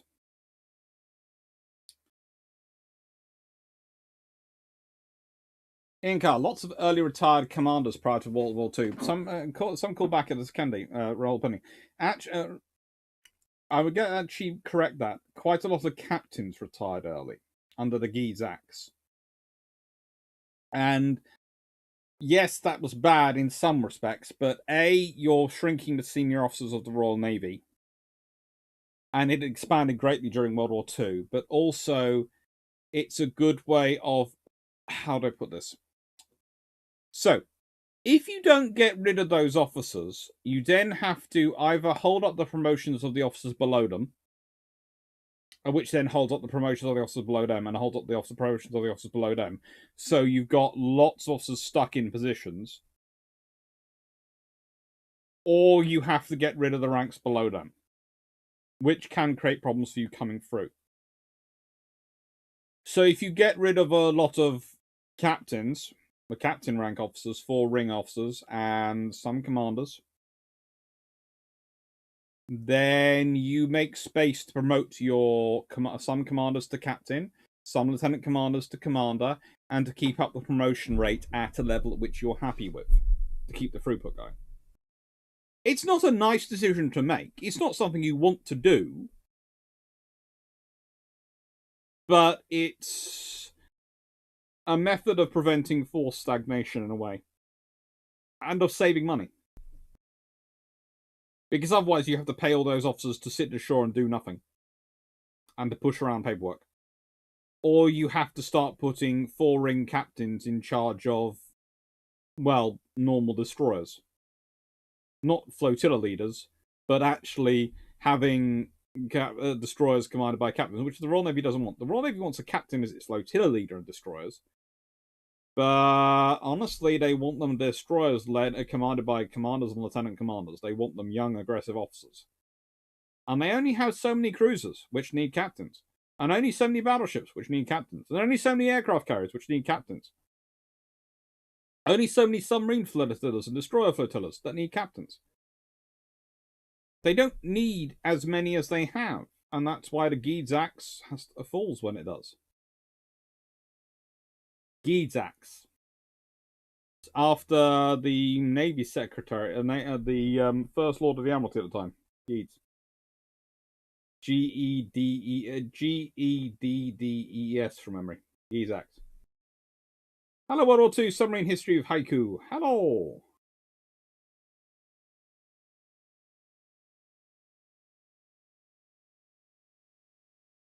Phil Williams. Hit the harbour wall first day of work up at Portland on HMS Liverpool.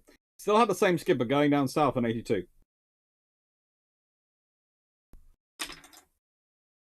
Yeah, the Royal Navy to this day operates a sort of tenure system. In that, once you're in post, you have to be... Basically, it always suggests to me there's a lot more... Whenever I see an officer got rid of, and it seems like it's for a stupid reason, it tells me that there's probably a lot more going on in the Royal Navy behind that. Because they are literally so reluctant, because of the worry of the precedent it sets for removing officers, to remove an officer, that officer has to have done something tremendously bad in order to be removed. Tremendously bad.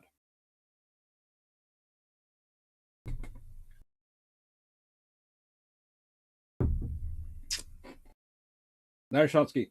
Destroyer Swarms doing the seagull impression from the Finding Nemo. Mine. Yep.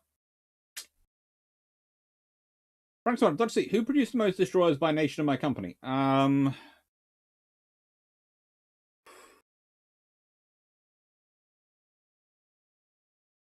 That'd be hard to answer, but I'm fairly sure Yarrows did a very good job.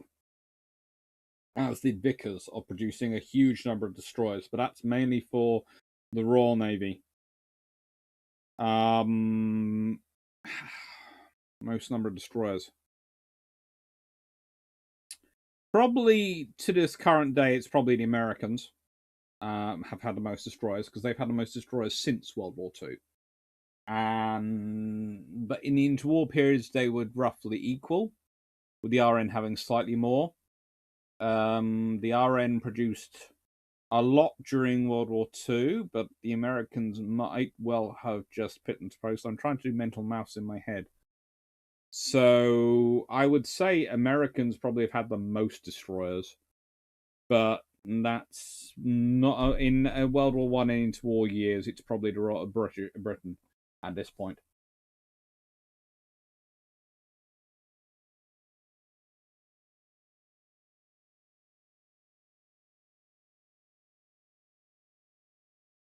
Michelle, I remember the drawdowns and full separations in the US military after the First Gulf War. It was nasty. Thankfully, being a nuclear power field, I was pretty much immune to that. That is good. Hello, Jack Ray. Anyway, gunnery tactics developed. Now, this particularly gorgeous beast, which is, of course, pointing her guns away from you, is the absolute peak of night fighting capability when she enters service. In fact, if there are any battleships in the world you do not want to fight at night in the 1930s, it is probably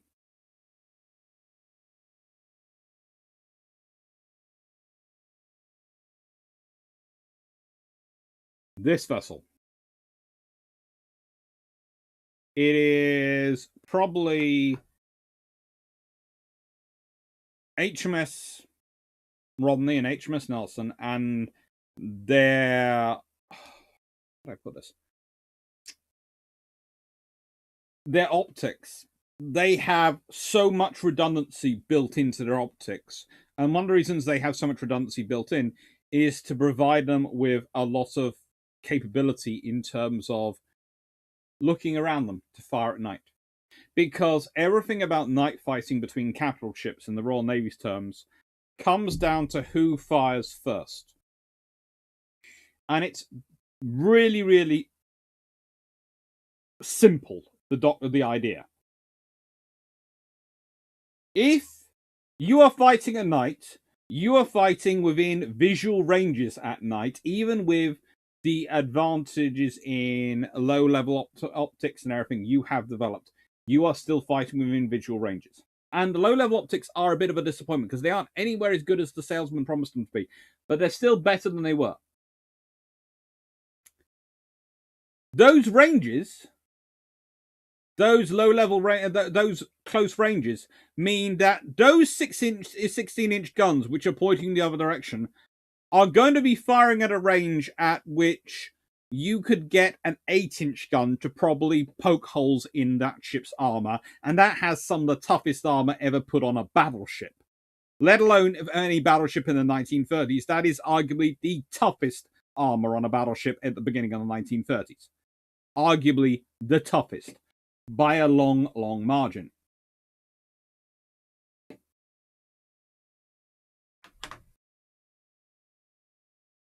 Now,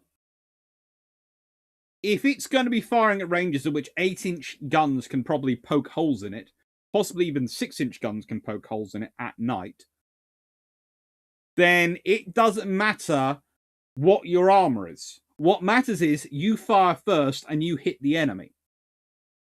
Because if you're firing at ranges at which 6-inch guns and 8-inch guns can poke holes in your armor, then imagine what those 16-inch guns can do. And that is the real point. If she's firing a broadside to you at night at those ranges, you're going to have 6-inch guns and you're going to have 16-inch guns all loaded to bear on you. You're going to have holes poked in you, which are going to be big. And they're going to cause a lot of splashes. And that is the point of gunnery night fighting in the 1920s and the 1930s. It is getting very close and it is engaging. Good example of how you do this is, what does Cunningham do at Mattapan? He gets very close and then he engages. What does Fraser do at North Cape? He gets incredibly close, and then he engages. This is the British night fighting gunnery doctrine. You get so close. You get so close. You get so close that you can see the whites of their eyes, and then you let go.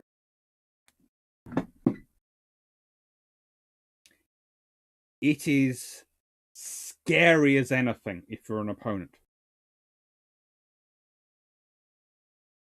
And that's its purpose.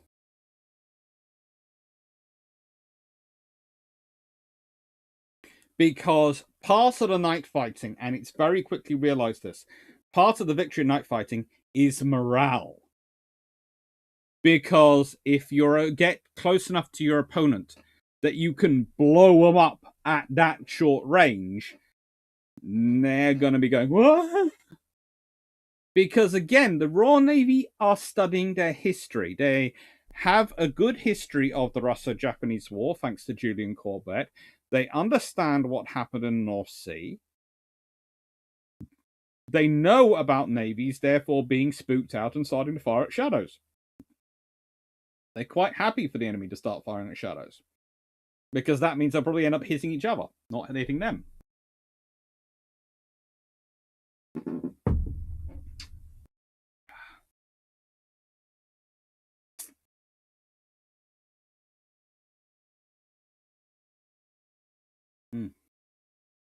The Trones, to be honest, even in World War I, the Clemson Swarm grew at an impressive rate. Yes, it did.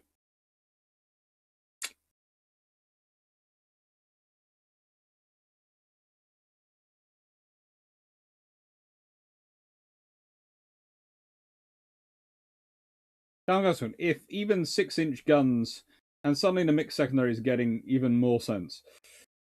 Matapan style. And John Shea, I saw fury in his eyes. Close enough for Formidable's 4-inch guns. Yes, that's the point of my Matapan. Or Formidable's got 4.5-inch, but yeah. Knight 6 North Cape was helped by Shannos having been blinded in a snowstorm by Norfolk. Yes, but again, Royal Navy doctrine for fighting in a snowstorm was not that dissimilar to their fighting in a night time. Get close and blast them.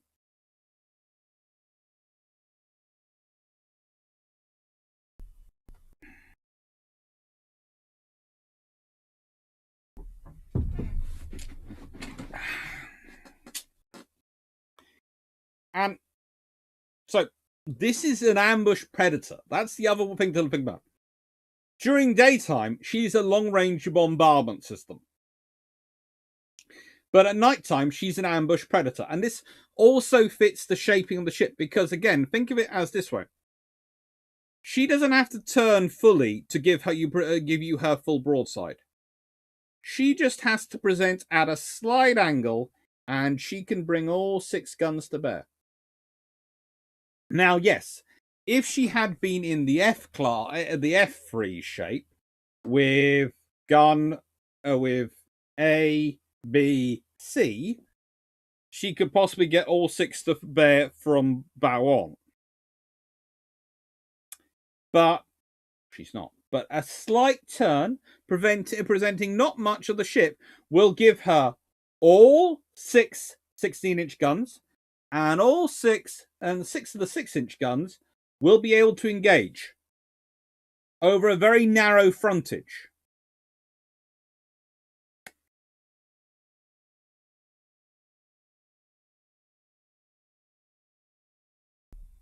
So this is daytime. It's a narrow. It's going to be difficult for you to fire at, and if it's in the battle fleet line, then it's going to be one of the anchors of it in Churchill's phraseologies. But it's probably going to be blasting you at long range. At nighttime, it can approach you dead on, giving you its most narrow perspective. And then just a slight angle to one side or the other, uncovers all its guns, boom!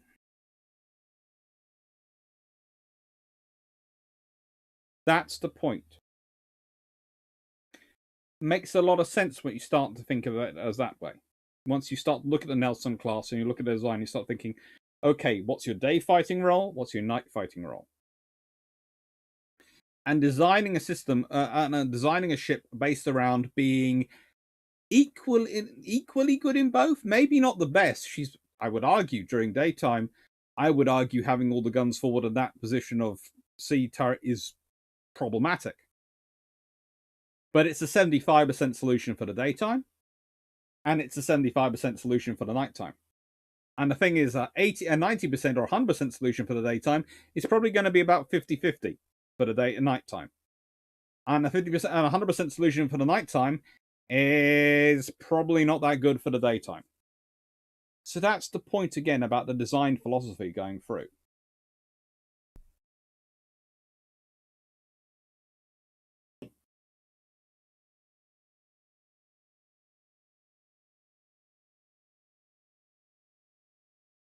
Fives to fives. I bet you bet money that Admiral Lee would have. I'm going to say shot someone to be in command at Matapan. I think Admiral Lee would have loved to have been at Matapan. With that fleet, he would have been very, very happy. They were. Let's put it this way: USS Washington was a very good crew, and he would have probably, if he'd had five Washingtons in the night, he'd have probably gone, yeah, I'll go for the fight, but he didn't. And that's the difference with Cunningham at Matapan and Cunningham at Taranto. He has those ships who have all got those worked up crews for night fighting. Because again, the Royal Navy's been thinking about night fighting for a long time. Even for the battle fleet. They might not have the same raison d'etre as the destroyers when it comes to night fighting, but it's a big thing for them because for the Royal Navy, the Germans didn't escape at night. Yes, they left the fleet and they got away at night, but they didn't escape. For the Royal Navy, the view on the German action in Jutland isn't so much the Germans escape, it's that they pass up their greatest opportunity to win. The Royal Navy's view on Jutland is that if the Germans had used their skills, which they seem to have possessed, to have managed to get away at night, which I argue is more luck than skill in some respects, because I don't think they have the skills that the Royal Navy then credits them with because they get away. You know, and it's mostly down the sheer that they manage to do what they do. If the Royal Navy had found themselves in a similar operation, they wouldn't have used that to get away. They'd have used that to attack. Because the thing is, at night, the Royal Navy had no way of being able to tell apart friend from foe. So the Germans, it automatically favours the smaller opponent. Because the larger opponent, the more numerous opponent, has to be more careful about where they're firing because they've got more chance of hitting one of their own ships. Because there are more of them there. So the smaller opponent can theoretically rack up quite a number of kills. And this is the thing that's going through the Royal Navy's mind, especially when they're now looking around the world and thinking, we're spread around the world. We might find ourselves fighting the Italians, the Germans, and the Japanese at the same time. Oh, sugar. Hang on, that means we might be the smaller one. We can use this because we've been thinking about this. It's the gunnery.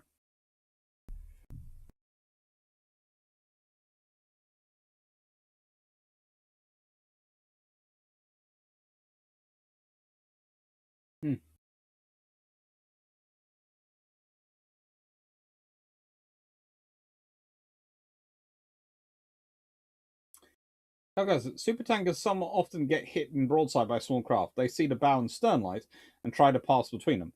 Yes, because they presume that the bow light and the stern light must be the lights of two different ships.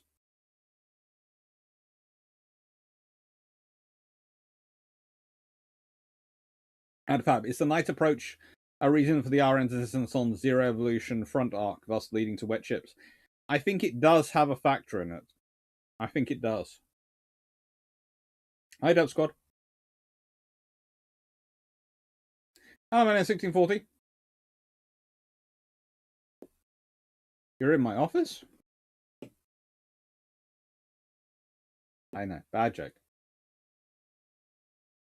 Rick Vassal, did the Commonwealth Navies learn light fighting as well? Yes.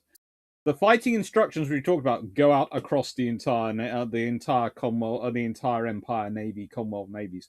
All the Royal Navies learned from the same hymn sheet, basically.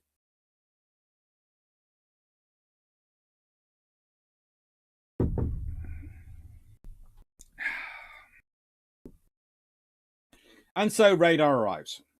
And when does radar first arrive? Well, Type 79X arrives in October 1936. It's fitted to HMS Saltburn, which is a minesweeper / sloop.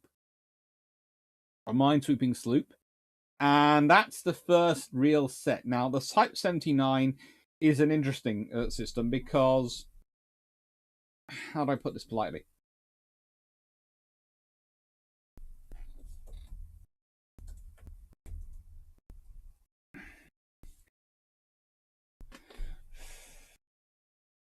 The Type 79 is an early warning radar, and it's often considered the focus on the air search, but it could also do, well, it starts off as being air and surface search. The 79X, that had a frequency of 75 megahertz and a wavelength of 4 meters, and its antennae are, well, they're strung between the ship's masts. Yeah, that's the antennae. Fun times. They slowly get it better, but the first version has a aircraft detection range of 500 feet. They can detect aircraft at an altitude of 500 feet as long as they're at least 17 nautical miles away. And that's testing happens in July 1937. So again, this is something which is often worthwhile remembering. We talk about radar as if it's something which comes into service in World War II. This is October 1936. The Royal Navy have been working with radar, had been working with it since 1934, 33 by this point, in terms of starting to really fit into ships. So we can start to think about ship designs from about 1932, 33 onwards, and starting to really incorporate the idea of going to have radar fitted. Now, how do we tell if a design is being a ship's being designed around the idea of having radar fitted? Well, what's electricity generation?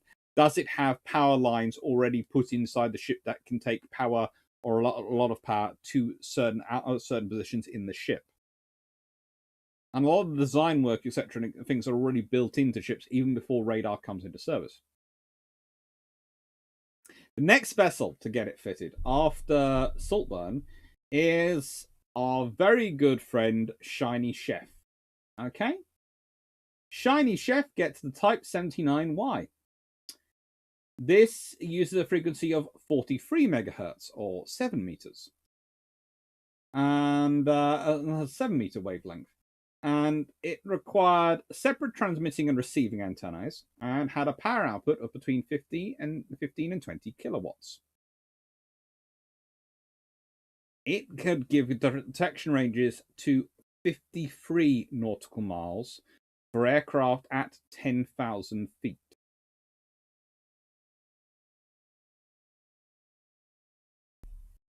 Guess what was the second ship to get Type 79Y? Anyone want to guess? That is HMS Rodney. And she got it in probably October 1938.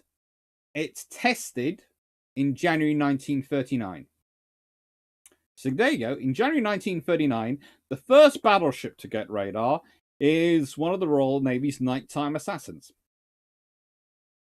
It's HMS Rodney.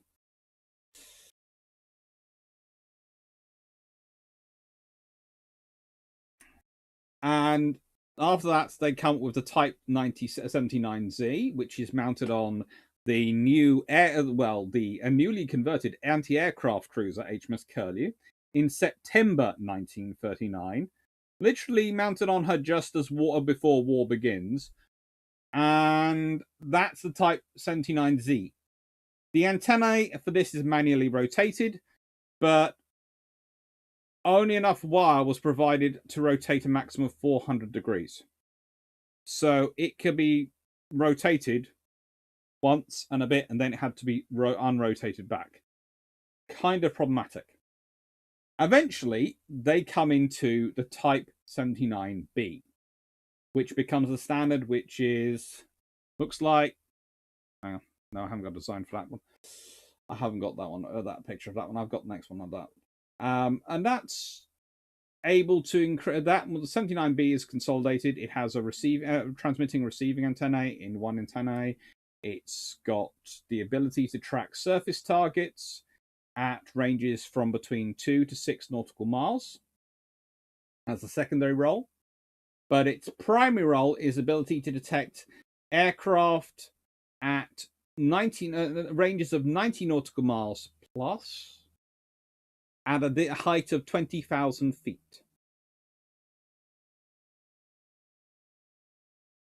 That's its sort of bubble, and you can work around from that bubble. It's sort of cone-ish. Yeah. Radars are a bit weird. It's sort of a case of, this is my transmitting point, and I can do this bubble around it. That's sort of ellipse, usually. And usually what they do when they give you a distance is they pick a point on the ellipse, which is not at this point, but at this point. What is considered its most practical position. But the Royal Navy don't just have the Type 79. They also had a Type 281. Now, the Type 281 is developed from the Type 79. Rather helpful, and we won't get into some of the Royal Navy's radars because they get some very interesting radar designs and numbering, and it seems that it can get quite weird at certain points. Anyway, the Type 281 radar, that's first fitted to HMS Dido in October 1940. This radar used a frequency of 90 megahertz, a bandwidth of had a beam width of 35 degrees.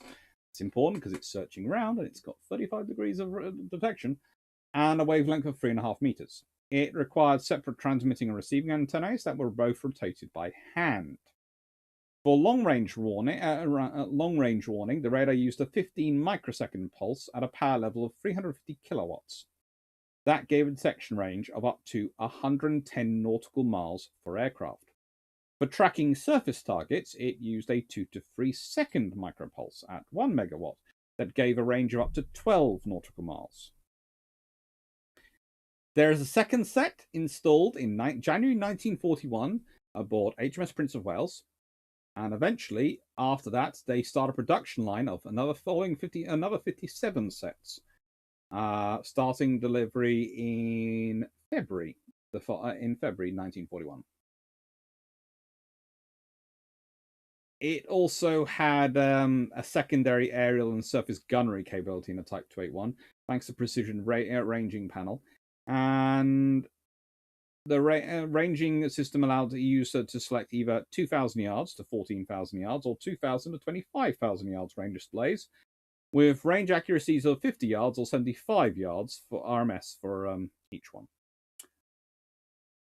Aerial targets were tended to be passed directly to the high angle systems table, or the fire control system they carried. Eventually, all the systems are for the Type 281 are consolidated into what becomes the Type 281B, which becomes one of the most common radars fitted during World War II.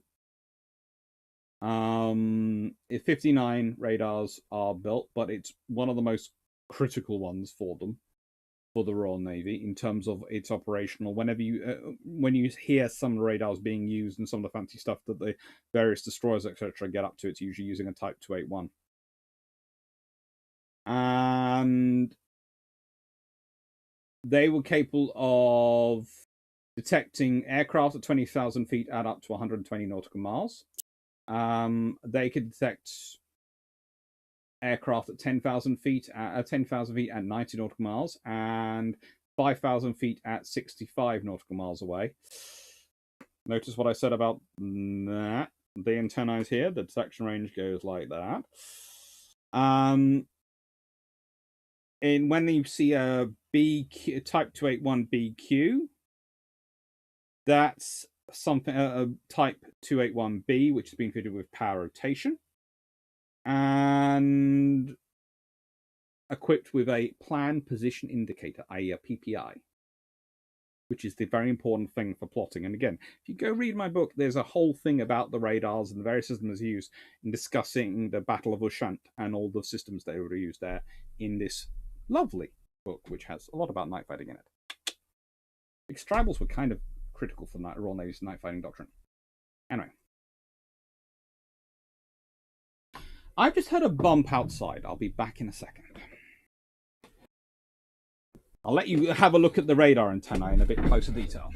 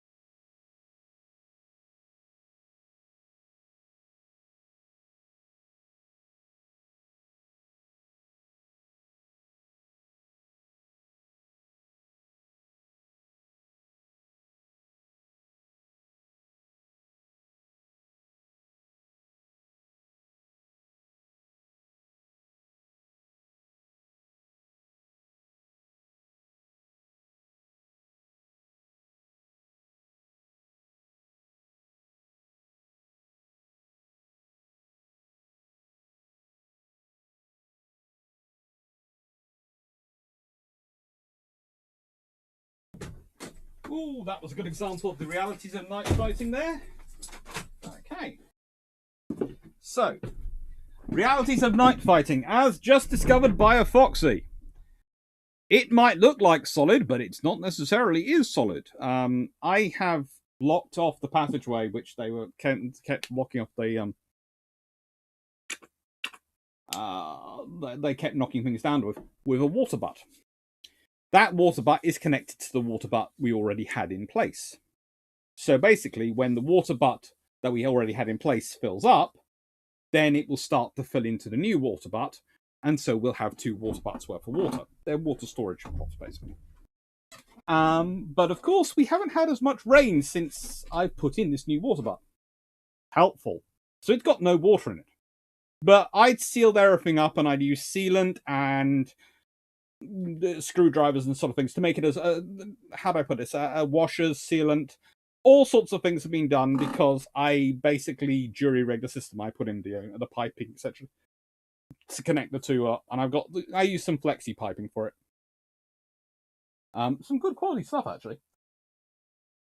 And I just walked outside and I found that the water butt, instead of being like this, was dangling on the flexi pipe, sort of. And I think what happened is the fox had decided to jump on it to try and get over it, and then realized, it's not got any water in it, and it had moved and they'd gone running off. Fun times. But you see, that's the problem with night fighting.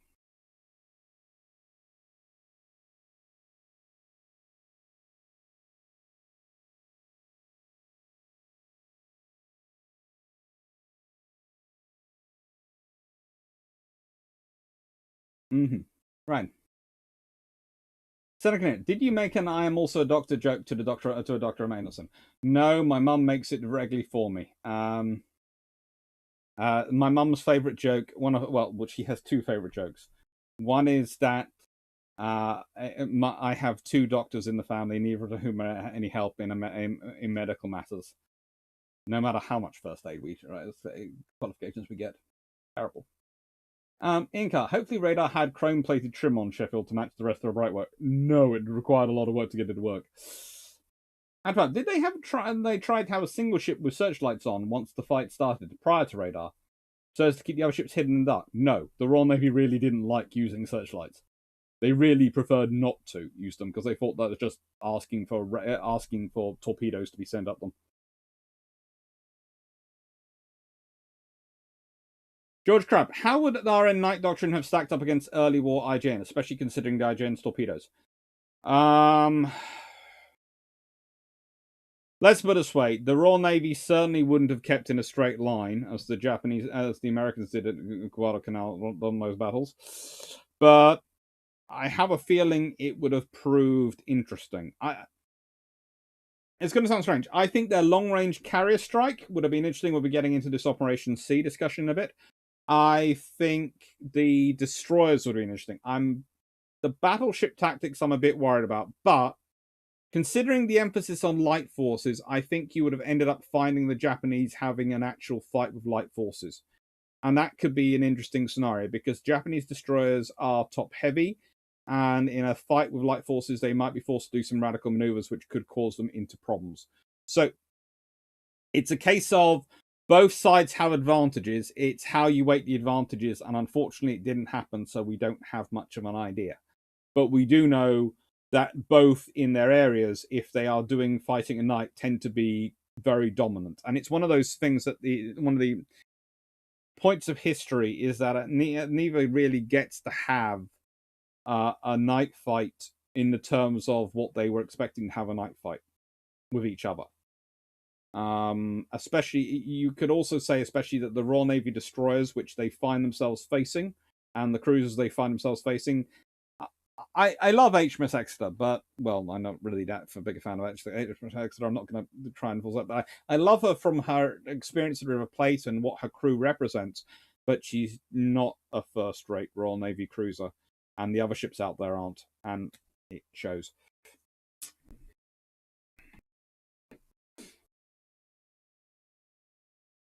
Henry, did the units that specialize in night fighting have different watch-keeping arrangements, since I'd assume the whole crew was up all night multiple nights in a row? For instance, night fighting carriers. I think in the USN they did when they had night fighting carriers, but the Royal Navy didn't. You were supposed to be able to go 24/7 no matter what ship you're in. And I think even with the USN's night carriers, they did day flying as well, so they had to be pretty much be able to operate full crew 24 hours a day.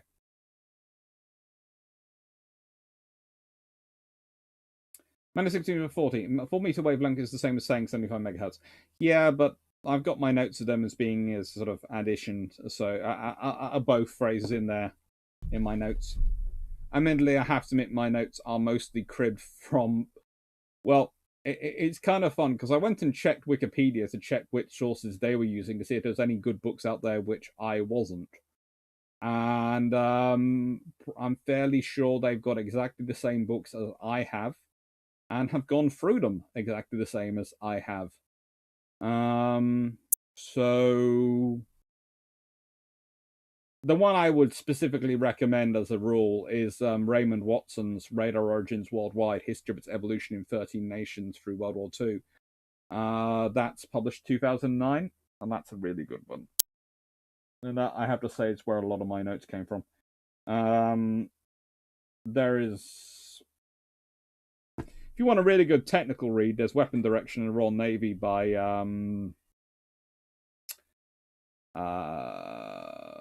well, it's in the Application of Radar and Other Electronic Systems in the Royal Navy World War II by edited by Kingsley. But that's a Macmillan book, and that is brutally expensive from memory. When I got it, it was very expensive. Very, very expensive.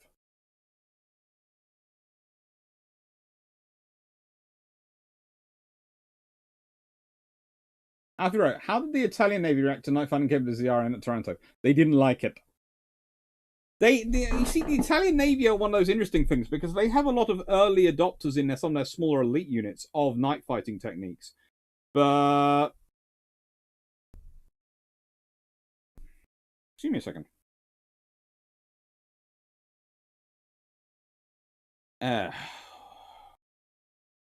This is going to annoy me. The slide I put in here has decided not to upload, so just give me a second to get it. I do apologize.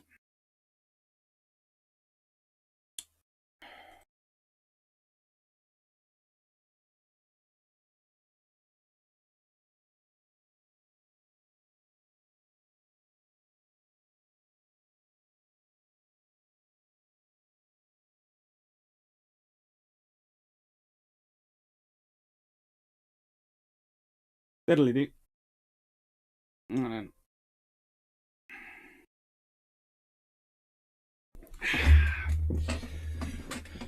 don't know.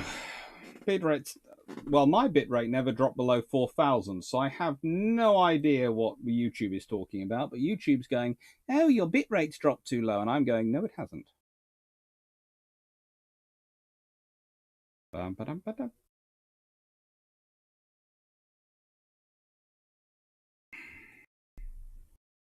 Bum-ba-dum. Yeah, I want slide 16. You.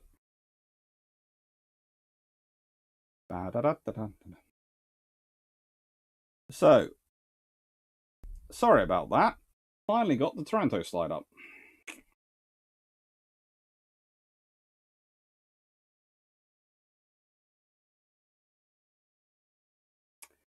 I don't know. YouTube's just being fun this evening.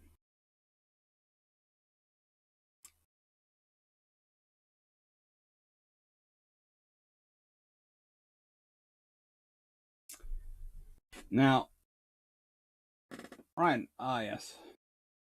Let's see.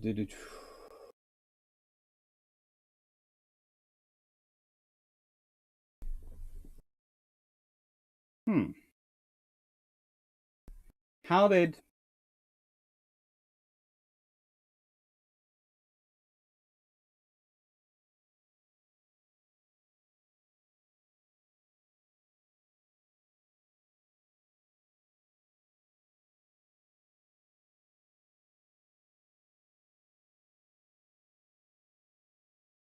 It's supposed to be streaming. Oh, now it's working. Oh, it wasn't the stream which had been frozen. It was the tab which had frozen. Me and YouTube are going to have a long conversation one of these days. Probably after I've managed to get a working tower computer somehow.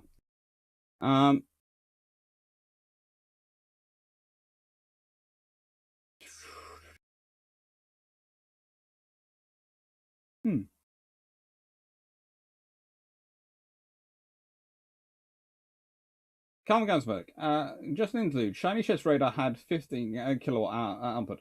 I guess the device probably produced multiples of that is waste heat. A free color is decent enough for any turkey. And you had to bleed off that heat somehow. Yep. That's right. According to Google, the battleship New York was the first USN ship to be equipped with radar.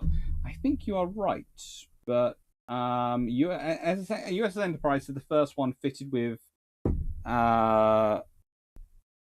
I think USS Enterprise is the first US aircraft carrier to get a beacon and to get radar. So I think she's the first carrier. AFAB, why aren't the 79 out radars just alphabetical, just to throw off others? We'll go with that one, but honestly, I think it's just the Royal Navy being disorganized. Ian Carl, did Prince of Wales spot Bismarck? Supposedly, that's the history of it anyway. That's the history that she did. And so, how come Prince of Wales didn't wait for Dark and hammer the Bismarck to via radar guided shots tonight? I don't think Hood had radar, or at least not working radar. And Prince of Wales's radar is always playing her up. Always playing her up. And that's one of her troubles in that's one of her troubles in the Far East, in 4Z.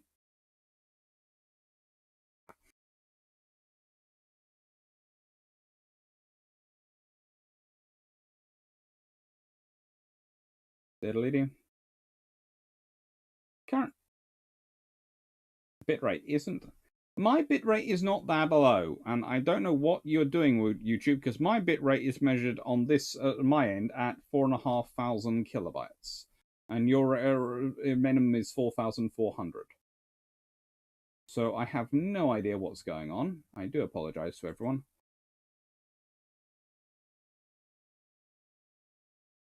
I'm hoping you're seeing me. If not, put the circles in.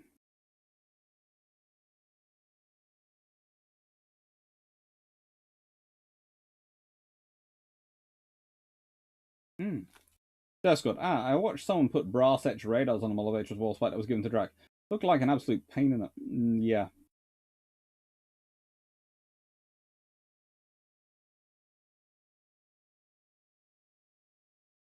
Australian cruiser Canberra was somewhat sunk at Guadalcanal. True.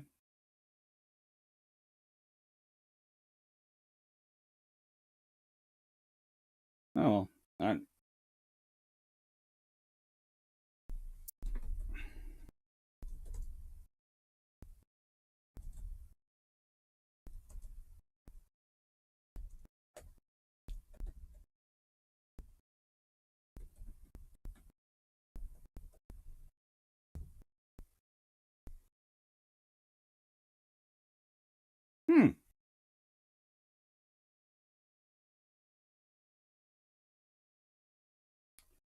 Okay.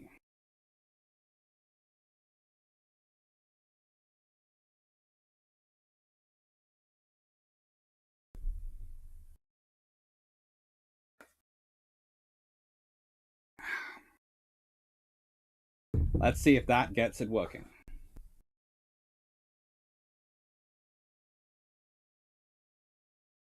Hello, right then. I am...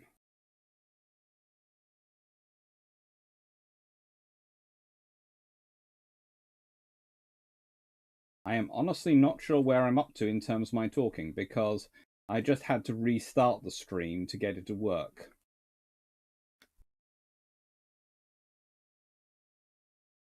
Oh... I know there's high CPU usage. Anyway.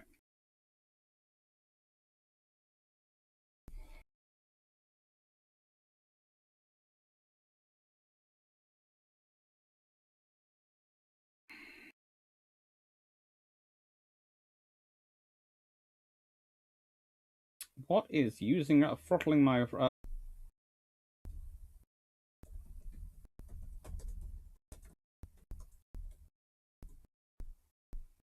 Right then.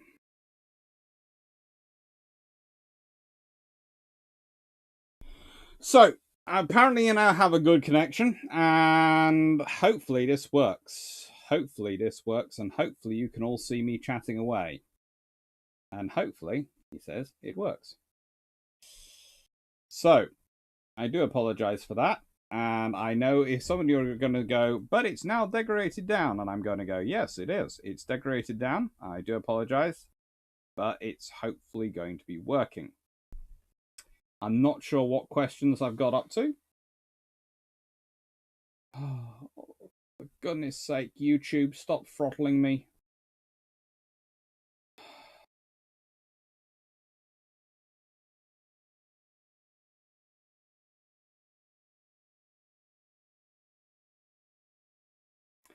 Anyway, I'm hoping you can all hear me, and it's chatting away, and... Bum-ba-dum. Yeah, it's working. It's working. You can hear me. That's good. That's very good.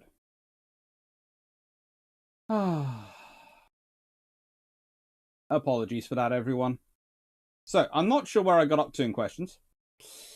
I hope I managed to get up to them. Sure, Mike, I've had an uninterrupted connection. That's good. Wasn't it difficult to retrofit a radar to World War I era RM battleships, warships, and weren't there doubters of radar? Because of intercity combat. It was always to an extent doubted, but it wasn't really as doubted as you would think. It's been testing. If we go back to here, you've had radar around in some form for most of the 1930s by the time World War II comes about. It's not, therefore, this new swinging thing or amazing thing. It's something which they've been testing and they've been working on. Exactly, Dr. Clarke, you were talking about the Rachel Marina hand completed the adopted night fighting aside from units. Yeah, that's the other question I had was about that I was back to was the lovely Rachel Marina had tried adopting night fighting, but really it's only a few small elite units which really got it. And I do apologize to everyone. I have had to downgrade the frame size and have had to downgrade the frames per second, so it's gone back to 1280 by 720 rather than the larger one, and the frames per second to get it to work, because for some reason it's throttling me down. And I have no idea why. The bit rate was fine the whole time on my end, but it kept freezing on the YouTube end, so I'm presuming there's something up with my internet cable. But I have got, because it's an internal internet cable, I have got an electrician coming out to check the cable, the same one who fitted the cable. So from there to there.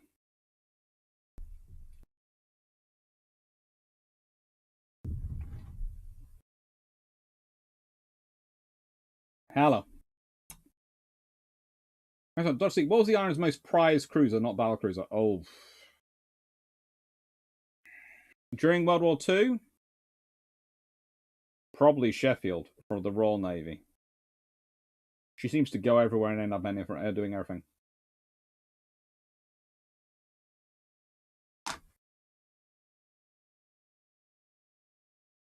Right. So, next one. Matapan. Now, this is always good. That's no help. There you go, Matapan. This is always a good one to give an example, and I have got a really good book here I'll be pointing out to you in a second called The Dark Seas on the Battle of Cape Matapan. And you always have to remember that this is a battle which involves both a night strike by aircraft, ships wandering around doing all sorts of things, and then the battle. And the fact is, it takes place in the straight run between... Well, how do I put this politely? So the Italians are going this way to try and get to the area which is under British protection and British control, and the British are going that way to try and get to the Italians. And the great book which you're going to find is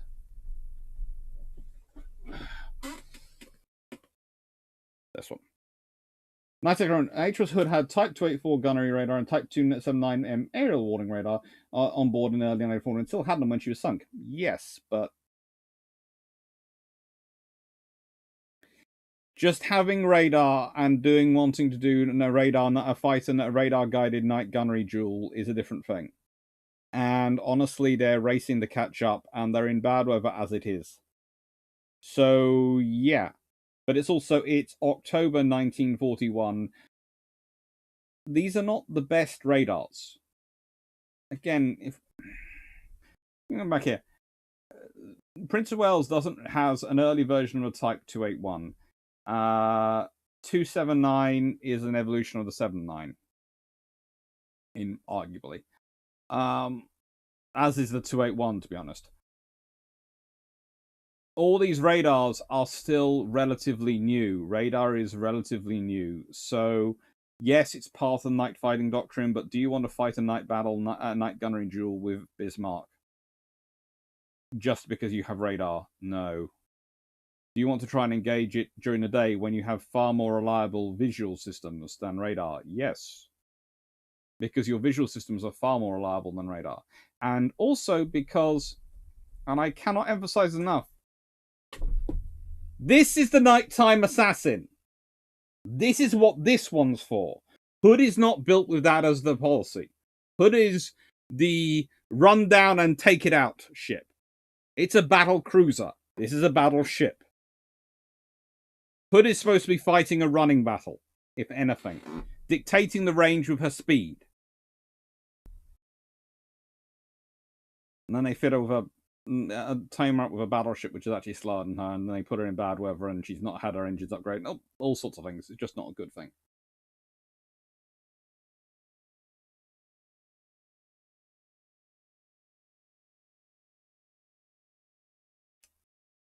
Alex, no need to worry about frames per second. Your content's just fine at 30 FPS. No need to 60. Thank you. How large? I keep getting the Circle Doom. You guys must keep getting the Circle Doom. No, it appears to be working.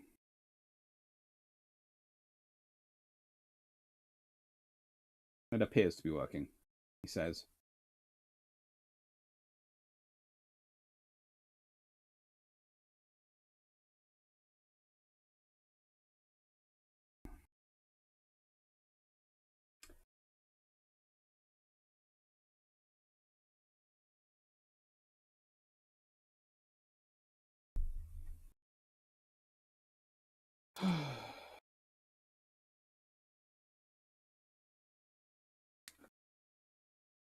It's frustrating. Okay. So, Roy Barker, how large a navy would have Norway needed in order to discourage the Nazis from landing? Oh, far bigger. Lots more crew, lots more ships to protect harbour defence ships. Basically, left over fly-out power.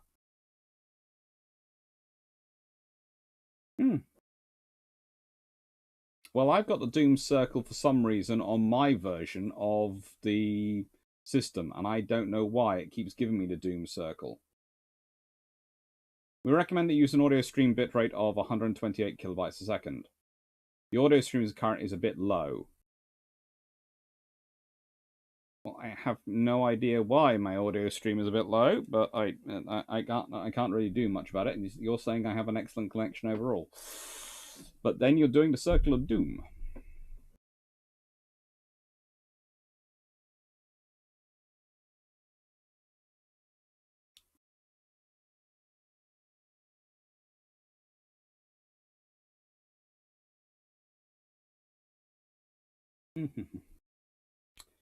Okay.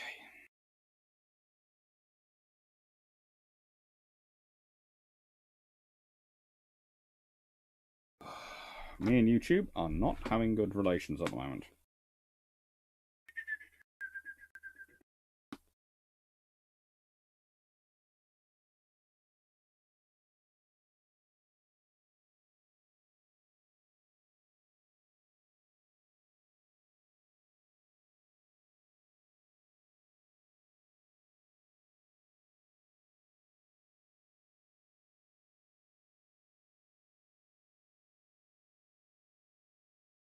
Give me a 5-star, 5-star. Okay.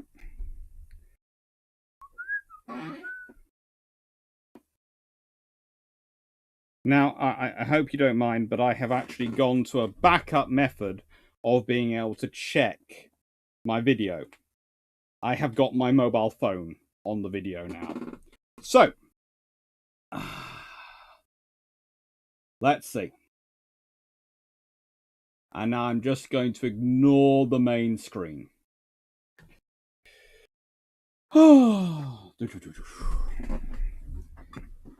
that's just annoying me. Okay. G.D. Hallman. By World War II, the Germans developed night vision, soon followed by Britain and the US.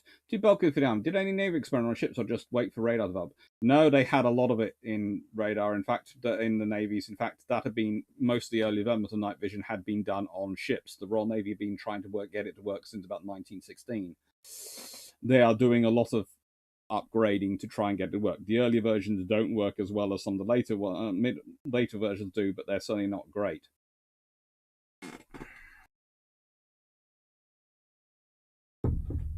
Hood's Type 284 and Type 279 radars had only been installed 2 months and 9 days earlier, and our final refit in March 1941. And what radars would refit Hood have got after as far as control radar was being coming and doubted? Who knows? It's what's available when she gets there. Honestly, one of the things about radars is they're updating so quickly. It's what's available, what do we have sets of, and what fits our needs. It could have been an American set, could have been a British set. It depends where she gets updated.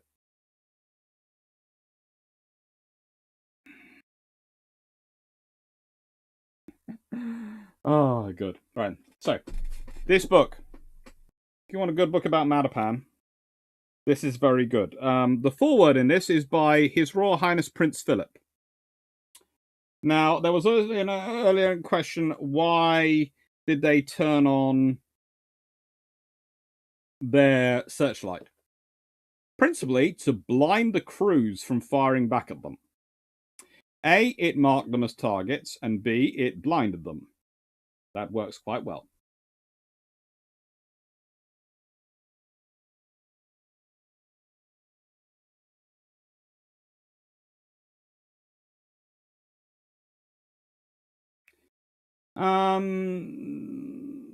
Fives. Right. In my layman's opinion, I believe Didos and Landers are some of the ultimate expressions of World War II fleet destroyers. Cruiser status be damned. Well, I've often said that actually a tribal class destroyer is a cruiser shrunk down to a destroyer, and a Dido and Lantas are destroyers blown up to cruiser size in their philosophy. But I would also say that destroyers. Venerary Sumi, I know the operations where sometimes the destroyers, the Didos, are given that nickname of the Snow White. It's usually works with 10th Flotilla, and they're not given it because they are doing a reader. They're given it because they are. Okay, you have to remember that the Dido's primary role when operating with 10th Flotilla, and I'll be getting into this, is to provide star shell. So they're sprinkling magic. Okay, that we'll go with that as the acronym, and I'm adapting words so that my little cousins who are still up, I'm told they're still up, so I just received a text message saying they are still up and watching. The little because she's sprinkling magic, they don't want to call her fairy, and it's called Snow White and the Seven Dwarfs because wherever she casts her shadow, magic is sprinkled, and therefore that's light comes up and they can see their targets. Okay, we'll go with that. Okay, that's as close as I can get. Okay, I'm sure everyone listening can infer what they need to infer from that explanation.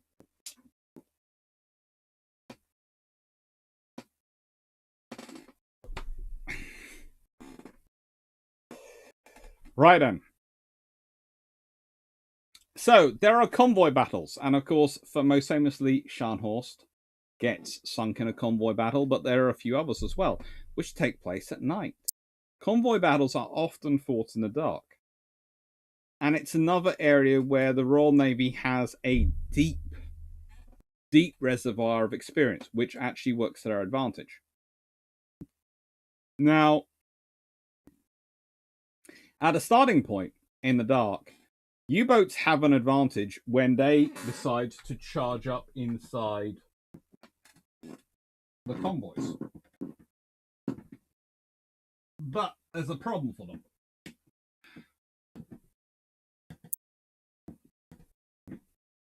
Get the right book out. Go. Let me put this behind me for this reason. Got and then pile more books on top. That's not so helpful. Come on. Don't collapse. Don't collapse. Wait!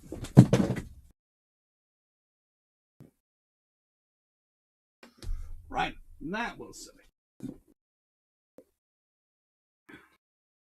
Let's grab you all slowly. Anyway.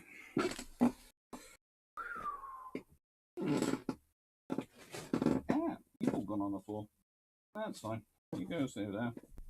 You stay there. So, the Royal Navy ends up, thanks to a very stubborn commander and some wrens, figuring out that the German U-boats are coming inside the convoys. Well, then all you have to do is find a night experienced officer who's in charge of a trawler or a sloop or a corvette and stick them in the middle of the convoy. And then when the submarine comes in, it doesn't turn out well for the submarine. And that's basically the RN's plan of operations. The submarine comes in to fight. It's thinking, oh, good. Like we've had earlier in the war. Oh, these are going to be easy victims. This is why I need to take some time off and rebuild it, and finish building my shelves. I will do that. I will do that. I keep promising myself I'll do that. I don't know. And the submarine comes in and goes, woohoo! Yeah, this is going to be easy. And then suddenly it goes, what? There's something shooting about it. Oh, God. And there is actually a short while in the middle of World War II, unexplained by technology, or the usual things which normally explain why suddenly there's a disparity in the number of submarines getting sunk, that submarines suddenly start getting killed. And the Germans are going, oh, what technology have the British and the Americans implemented? What's causing us? They don't realise it's literally because the British and the Americans have figured out their tactics and are now trapping them in their own trap.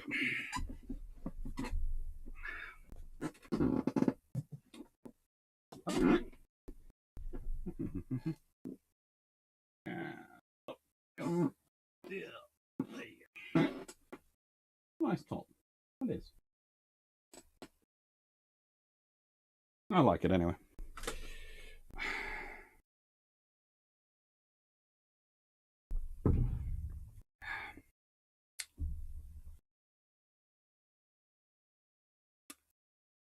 Convoy battles are largely nighttime engagements. That's another thing which adds to the whole anti-submarine operation issues. Because if you're relying on visual detection of enemy periscopes or visual tracking of torpedo wakes, you're in trouble if you're engaging at night, because it's far more difficult to spot.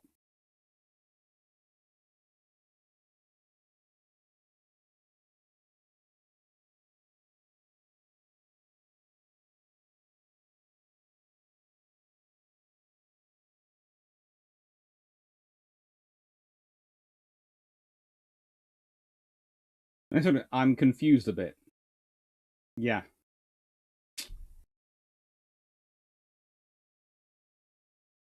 Hello, Malaga. You really need to take time to put those extra shells up. I know! I will do it. I keep promising myself I'll take time, and then other things come up. It's like today, I spent the day on the phone to EDF Energy. Because they decided that we are suddenly using about 3 times as much electricity as we have been using, and I'm not sure what we've done to treble our energy usage.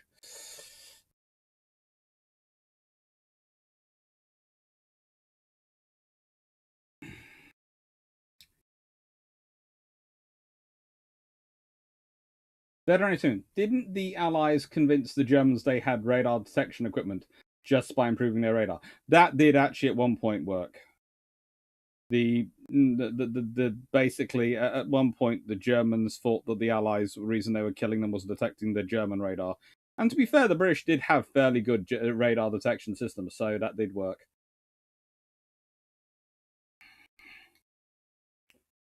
Let's see. How bad was malaria on our own ships? It depends on what we're talking about. If we're talking about during the Age of Sail, absolutely terrible. If we're talking about in the 1920s and 30s, they've worked out the gin and tonic works.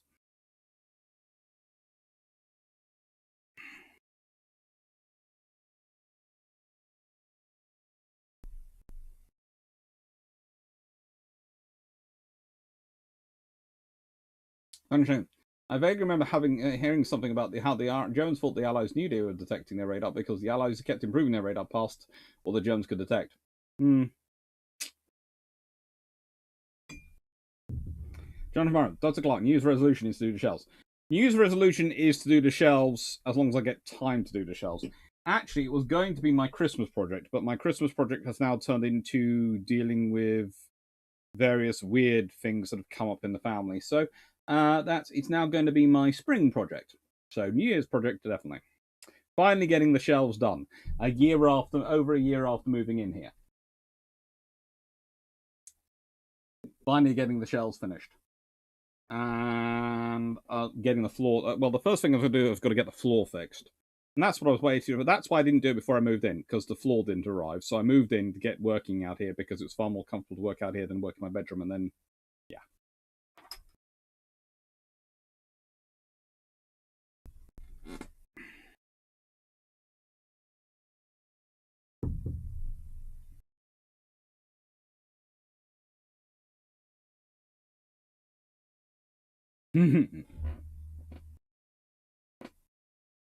Right. Then we have the Battle of Ushant. Now, in this battle, which, if you want to learn extensive details about, is in this book extensively and discussed in detail. The Battle of Ushant.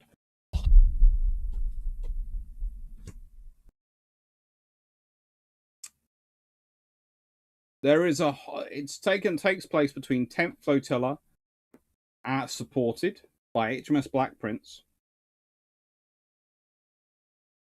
during the night. It's before D-Day. It's to stop the Germans getting into the D-Day flotillas and attacking them. And this ship, her job, it's kind of reversal, because if you think about it, pre-war, we'd be talking about destroyers firing star shell for battleships. That was part of the doctrine, part of the idea. Would be destroyers be firing star shell to illuminate. In fact, tribal class destroyers developed a technique of what they called illumination by fire. So they would, rather than shining a searchlight on a target, would fire all their guns on it. And the explosion of the 4.7-inch shells on the aforementioned target would mean it would be able for other ships to go, that's where the enemy is! Fire! It works as both a target identification, because they're firing their 4.7-inch shells in it, so you presume it's an enemy. And it works as a rangefinder, because there's lots of explosions going off there, and they're hitting something, so we know that's where the enemy is. And we can chart the explosions. So, but the thing is, when usually you talk about the smaller ship illuminating for the larger ship. At the Battle of Shan, it's the big ship, Black Prince here, churning out star shell at a humongous rate to illuminate the Germans, so that the destroyers can go, hello, we don't have to load star shell.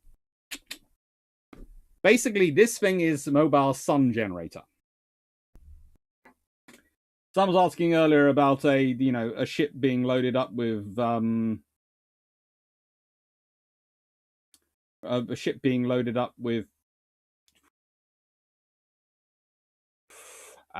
searchlights. Well, it's far easier to fire a lot of star shell. Far more sensible too. The less light reveals your position.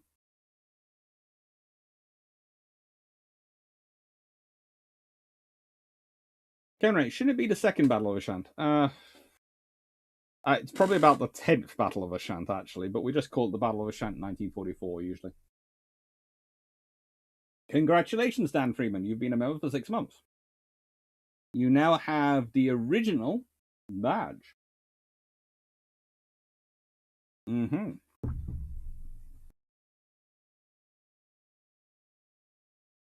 Didn't realise there was enough quinine or in tonic to prevent or treat malaria. Not in the modern tonic, but in the traditional gin and tonic. That was the whole point. The tonic had quinine in it. So it would hopefully prevent you, or at least lessen your chances of catching malaria. My friend thinks you sound like my dad over the phone. I'm glad that one. That sounds like a nice one. I'm presuming your dad is a very nice person. Again, don't take a strong way, but I've just realised now the chat actually comes through faster on my phone than it comes from the computer. So, thank you, Dan Freeman. Thank you got offered a job. Congratulations. Right. Don't take this the wrong way, but I am planning on ending this before 10 o'clock this evening because I want to get some tea. I'm hungry. Anyway, summary, and I thought you'd all like the summary being pitch black. Well, hey. So, Night Fighting Doctrine, where does it come from in the Royal Navy? It comes, as I said at the beginning, the foundation is the Harwich Force experience and what they get up to. Then you have the Battle of Jutland, and that provides the Royal Navy with a constant justification every time anyone comes up and goes, are you sure you need the money for this? And they go, Jutland. Are you sure you need the money for this? Jutland. Unfortunately, it kind of works against them in a way, because also keep reminding people of Jutland makes it very difficult to go, we'd like some battle cruisers. So they develop fast battleships. And look around and go,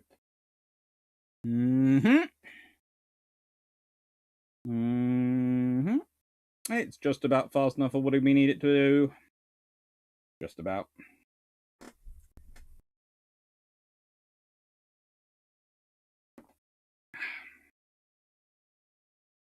And that's good. But, and I say this as gloriously as possible,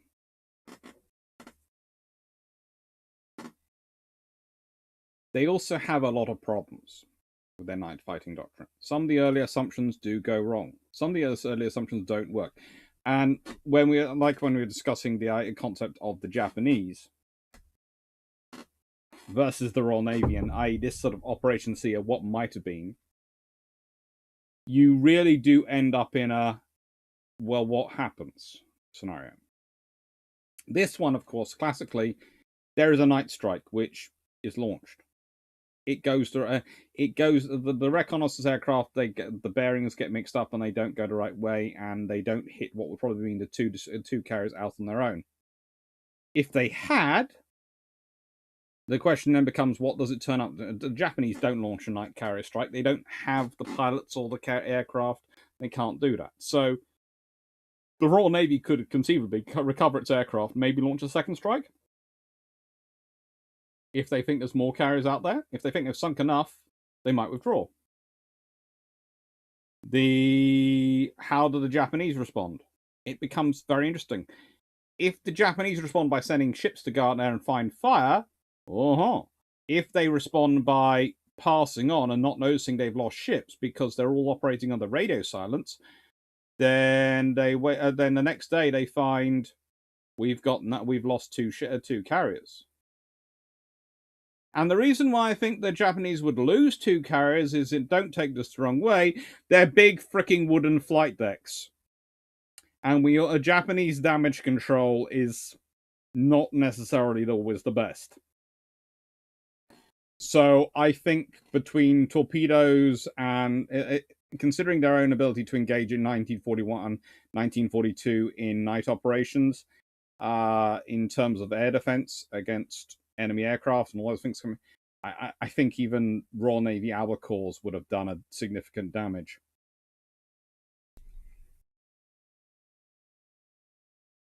And here is the other option. Because what happens if Somerville launches that strike and then sends in his destroyers? That's a very real possibility.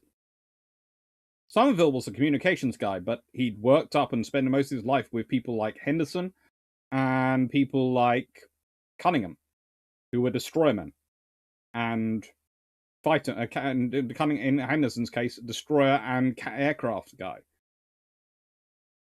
So Somerville knew more about that.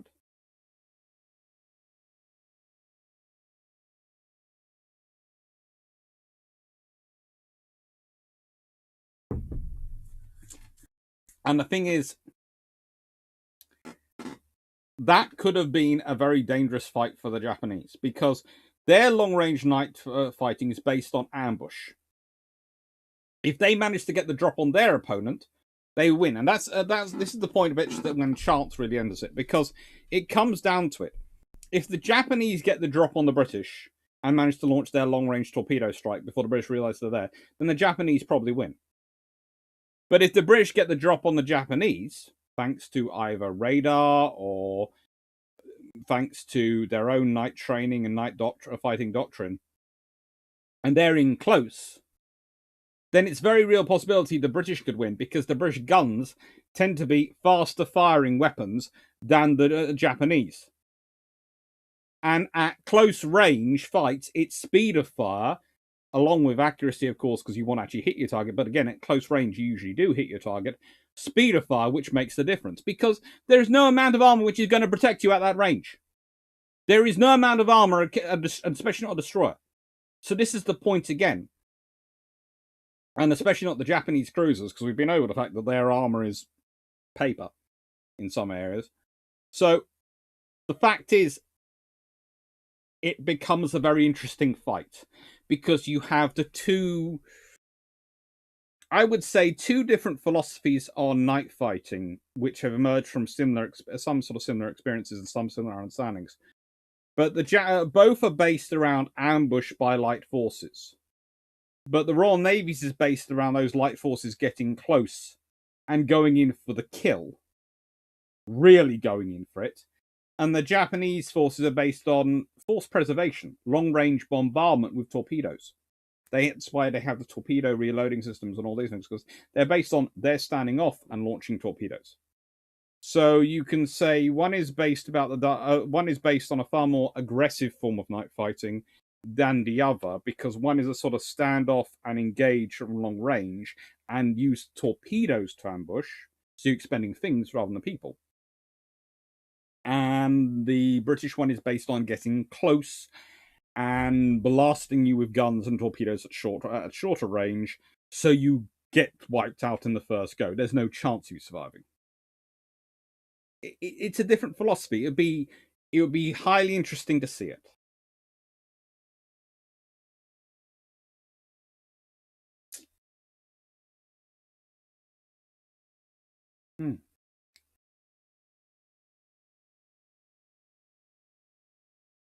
One of my first live streams of yours, I watched to ask you about this battle and got a very different answer then as compared to now.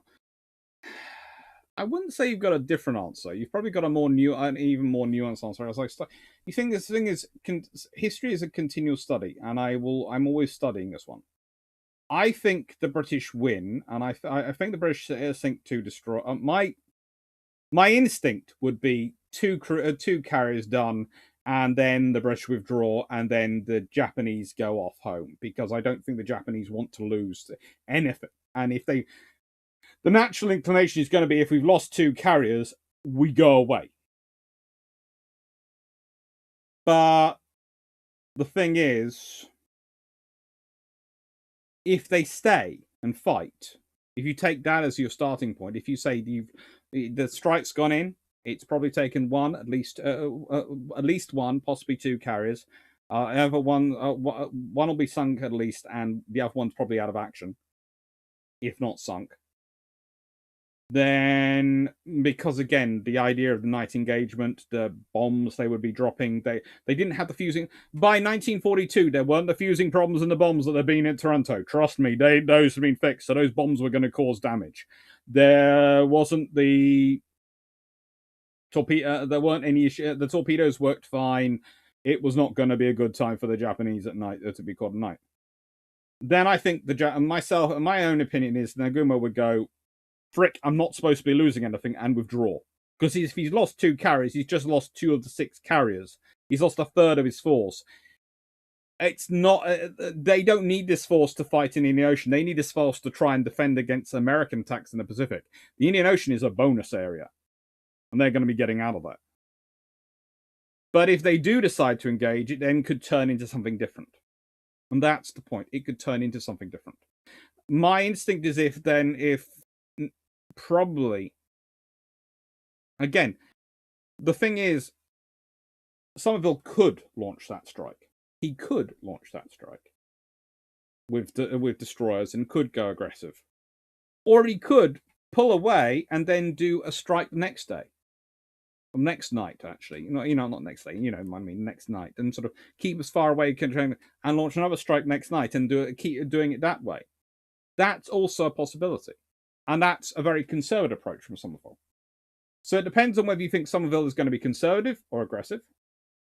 It depends on whether you think Nagumo is going to be conservative or aggressive.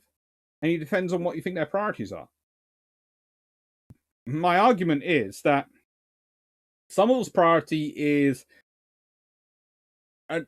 maintaining a dominance in the Indian Ocean, but not necessarily at the expense of losing a lot of ships, because the Royal Navy has a lot of areas it has to cover with ships at that time, and it doesn't want to lose any.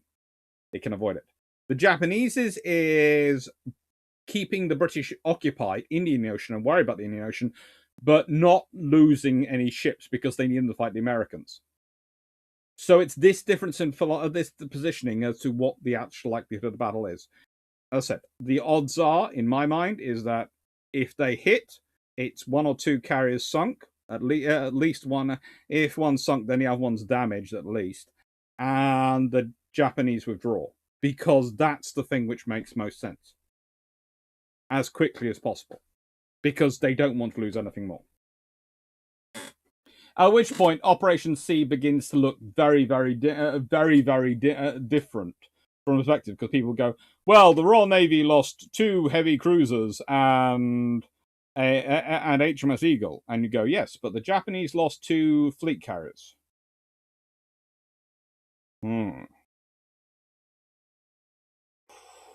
Suddenly starts to seem a sort of a slightly more equal operation.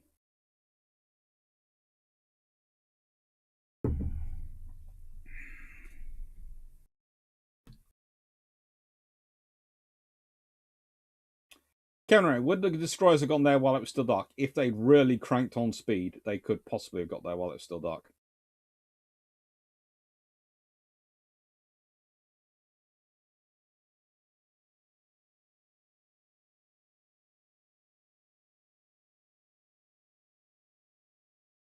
Benderson, you know more of our RN versus IGN night battles would have been interesting. I heard early war HMS Vampire in the World War I era destroyer managed to sneak into a Japanese fleet and almost get away at night. That doesn't surprise me. They were quite good ships.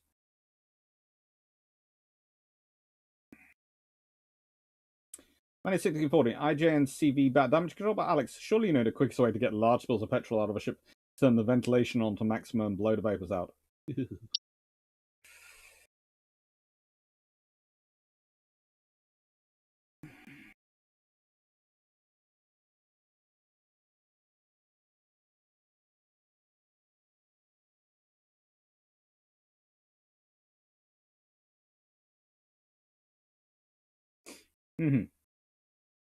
Sean Mac, Clarke, Sean Mac, and the other mods need a rolled-up newspaper to bot people like that Skullboy plays. Why would I? If I gave them a rolled newspaper, they not only use it, they probably fashion something more deadly out of it. I know you're lovely, but you are inventive.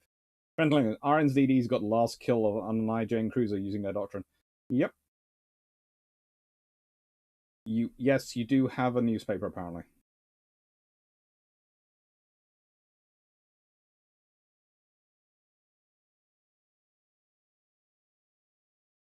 I just wasn't expecting to see this topic come up. I know I've changed some of my understanding of topics in the same time period. It just felt rather different from what I recalled at first. Yeah. Probably because I've gone into a different angle from the night fighting, and I again,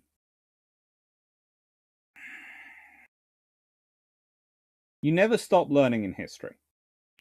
And I always worry when someone who's a historian comes back to me and says, my view on this is exactly the same as it's always been. And I go, well, then you haven't done any research since then. The more research I do, the more nuanced I get. The more, it's going to sound strange, since my last discussion of Operation C on here, I've probably done a lot more investigation into the Japanese side of things. I've certainly managed to improve my book collection on the Japanese side of things. But I'm also keep looking into the destroyers that particularly they had. And it's going to sound strange, I was looking at the officers in charge of destroyers, and it's one of the things, when I looked at Somerville's destroyer crews, I started recognizing a lot of names. And it took me a while to dig down into those names, and some of them why I recognized them, and I was going, oh, you're you, and you, and you. Anyway, what have we got coming up? Well, we've got Brewship 64 on Sunday. And then we got Patreon 41, Wayne Borean's strategic and tactical thinking on RN submarines and RN anti-submarine warfare forces between the wars on the 23rd of December. 26th of December, if my family don't kill me for it, Brewship's special questions, what if, till the brew runs out, 9. So that's going to be it. And I'm still looking on the comments on the Tassaforunga video for the votes as to what topics you would like looked at. Right.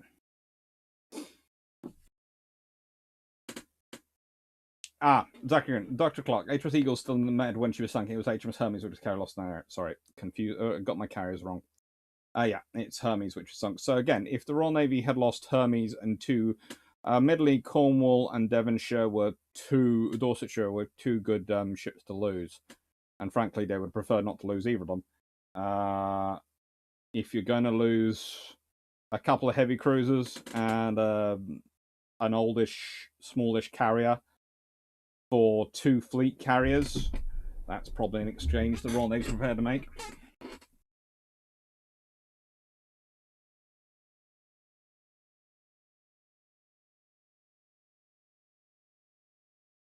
That's a ground. Would Hood need new masts for new radars? Yeah, she'd probably get a Queen Anne's mansion.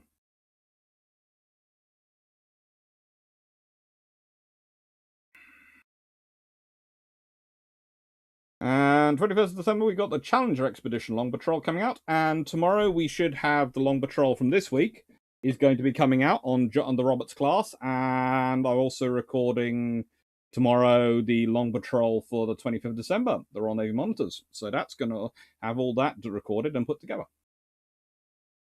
Thank you, Bertrand. Thank you, everyone. It's now nearly 10 o'clock, and I am hungry. So I'm going to say good night.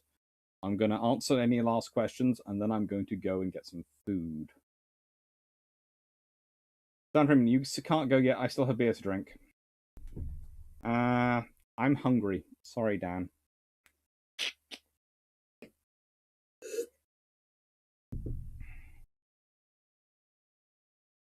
Take care, Albazaski. Thank you, Alfie Rowe. Thank you, Jay Elliott. Sean V, thank you. And Cal Gosford, thank you. Thank you very much, everyone. Thank you, everyone for watching, and hope you enjoyed. Take care, DG40. Bye-bye.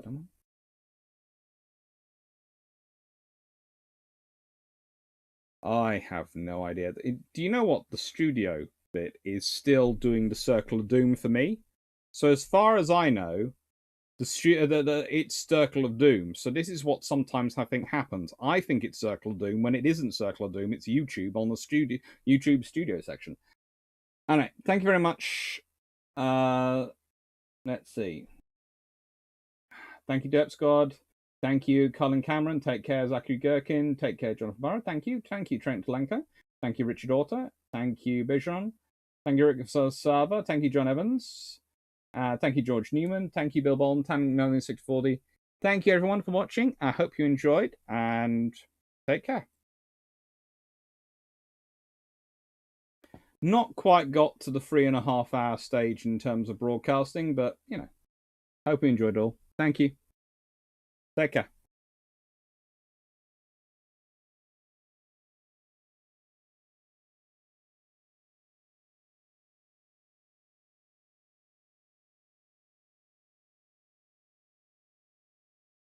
Thank you, gentlemen. Thank you very much, everyone.